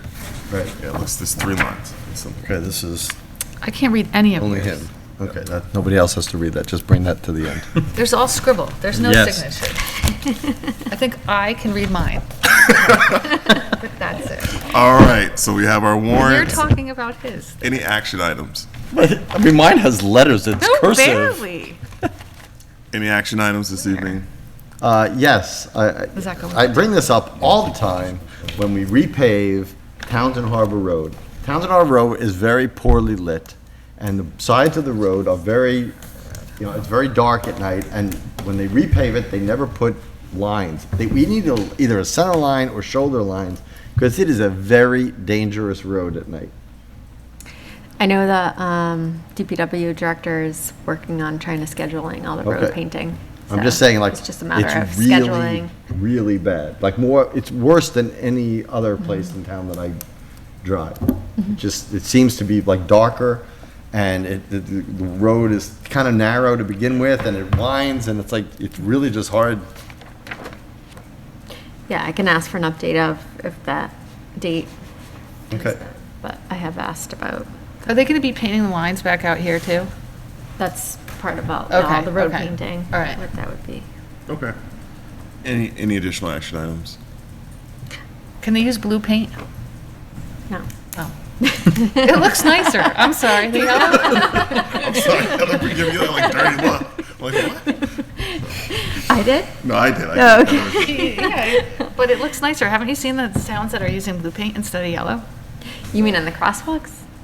Yeah, the crosswalks Okay. and Oh, yeah, the crosswalks. Yeah, that's what I thought you mean. meant- I Like, thought you no, meant like like right here. yellow. No, like there's the one right here. That's what I did too. No, I'm not the like, center line, but like right here, there's a crosswalk. It just looks nicer in blue. I think it stands out more as a crosswalk as well. I think there has to be something about reflective nature on the crosswalk. Oh, is but that what- I'd have okay. to, Didn't yeah. wasn't it blue before? I thought, and I've seen in many, wasn't blue. in many Well, towns we are should put it the using way it blue, was, so yeah. it must have reflective in it. Yeah. Okay. I have 2 items for the board. Oh, yeah. I always like that. We don't get them. That came up previously, the Conservation Commission alternate positions. That was supposed to be a future topic. I don't know if you want I'll add to it to incorporate my that other into. list. Yep. Regarding And what, like our desire to put alternates? yes, because they're not statutorily defined. Okay. So Conservation Commission alternates, Mm-hmm. okay? And we may want to bring in town council for that, as far as, yeah. Okay. aware of that. And creation of a charge for the 300th anniversary committee. Charter. A charge, Well, how many Charge. years is that? Charge. what their charge is. How many years do we have before that? 5, Five. 6, Five. 6, Okay. 6, Yeah. Got it. 7, 20, 28. All right. Okay. Let's see, my action items, you followed up one. It was the legislative request about permits of hybrid options for public meetings. Yep. And the land use director is working on a map right now, too, Okay. for the select board properties. Something that I'll note it today, there's 3 areas that I'd like to talk about at a future meeting. I think I need to sort some of this through town council to understand better our jurisdiction. One of them is about littering and around town. So it's pretty bad. but Okay, it's- littering as in what kind of littering? People throwing stuff off, or the No. garbage pails? Littering like my one complaint about going into the Hannaford Walmart Plaza. Oh, that. Property owned by Brixmore, and me reaching out to them for years with The- no the action. donation. And that place looks awful. The donation center. So if you though. look to the right when you come into that plaza, it looks terrible. And I've talked to the store manager at Walmart. Wait. I've talked to the store manager at Hannaford, and they both say it's Brixmore's property. We Right. pay a lot in rent. They should do it. You call Brixmore. You can't get a call back. I When don't you know do that we get a have any call back- jurisdiction over it except to ask What about the them. donation center that's in the parking lot, too? That's what he's talking about. That's what you're talking that, about. And I'm talking about all the crap that's on the road. On the grass. Right. So litter, kind of some sort of litter policy or bylaw, and then card transaction fees. So some businesses in town are charging customers 50 cents if you pay with a card. Yep, I've seen that. Any transaction under Yep. $10. And, while it probably doesn't affect many, it does hurt the people who can least afford it the most. If you have to run to a convenience store in your community and it's, certain time of the day, it's not, you can't get to the, Hannaford or something like that, it really bothers me. So something that we can talk about at a future meeting Again, I don't know that we have jurisdiction over it. and to see if we even have jurisdiction over it. And It's like, then, we'd be like saying, I think that next door, the price of milk is too high. I mean, I don't have any choice of what they make the price of milk. If they tell you, as long as they're not a surprise fee. Well, and it's they tell supposed you- to be on the Look- card look at- reader. Look at the gas stations now that again reinstituted something that I absolutely hate, which is, paying with cash. is Opposed less than to- paying yeah, with credit yeah. card, which I always hate. And they still do it. And then the other one that I want to meet with town council and talk about as well is recycling. So we do recycling, we make it mandatory for anyone in the town, but when you go to these larger housing developments in our town, many of them don't have any recycling bins. So where you have concentration of people, recycling is not. Again, we don't make it mandatory in town. You don't have to put out stuff. You can don't throw have it to. out. And that's why, for a Right. future meeting, something I want to talk about. So these are 3 things I'm mentioning that I want to look into to potentially bring up at a future meeting to discuss with the board. That also contributes a lot of the trash, because the recycling, right now, I took pictures of last week. It was awful about how much was on the ground last week when they picked up. The amount of recycling, that is now trash. A lot of the open containers, I'm find it to be more and more problematic. Especially this year during Earth Day, cleaning up most of what I picked up was recyclables. Now granted, I'd say half of it was, it seems to be like every time the wind blows, something from the 1950s gets uncovered. So several of it was like old cans that probably hasn't been sold since my parents were children. So anyway, so I'm mentioning those as things that I am looking into to see if we even have, if there's anything we can do on the municipal side, and it's not clear that we can, as Mr. Alonso noted. Any committee reports, any other action items? Any committee reports this evening? I did not go to the school committee meeting. I was busy. All Understandable. right. I'm done. Any committee reports? No. No? No, I'm just noting that as the town manager said, the finance committee is not meeting this Thursday, the meeting. And no committee reports from me. Our upcoming meeting schedule, we have meeting on next Tuesday, July the 19th. We will not have Ms. Rocco with us, and there will be a joint meeting with the school committee. We have a meeting on August the 2nd, and this is a workshop, partial workshop. We're just going to review some more policies, but these policies will be a little quicker to review, and then August the 9th is when we have our next meeting. Any public comments this evening from the public? I see a comment in the thing, but I think you may have. No, read it, it's Tony. old. Okay. Any public comments from the town manager this evening? None. You have a great vacation? I did. Good. Any public comments from the board this evening? I do, yes, but the people to whom this would apply are probably been tucked in bed for about an hour and a half. But my little elf that reminds me of the pancake breakfast reminded me that the pancake breakfast is tomorrow from 8 to 11 at the Eagle House. You may want to consider making that announcement at the beginning of the meeting. I think we've talked about that. We have, but I get the reminders during the meeting, and I don't necessarily come in knowing that that's happening. Gotcha. So, Isn't it every Wednesday? Well, talk to Or your it's like- elf, No, talk to your elf, It's a whoever certain is Wednesday of the reminding you, month, to right? remind you yesterday. did they move it? It used to be the first. I thought they slid this one. Oh, I don't know. Yeah. Okay, and you said it's 8, it's not 7? It's at 8, from 8 to 11, 8 to 11, so it's summer hours. I guess. Okay, sounds good. Oh, I can't wait. All right, so thank you, everyone. I know this was a workshop meeting, and my comment tonight is, I think it's really important that we continue to have workshops. I think we can all sense that we do build better relations with one another when we have these kind of open discussions about a lot of things, and it does help move us forward and getting in, digging into some of the policy stuff. I'm sure the folks at home are probably a little bored watching it, but it was really entertaining on my part. I thought this was a good discussion. Is there a motion this evening to adjourn? So moved. Second. Any further discussion on this motion? As many as are in favor of the motion, please say aye. Aye. Aye. Those opposed, no. We are adjourned as of 10:06 p.m. Wow. And to those at home, thank you for joining us tonight, and have a good evening. Recording stopped.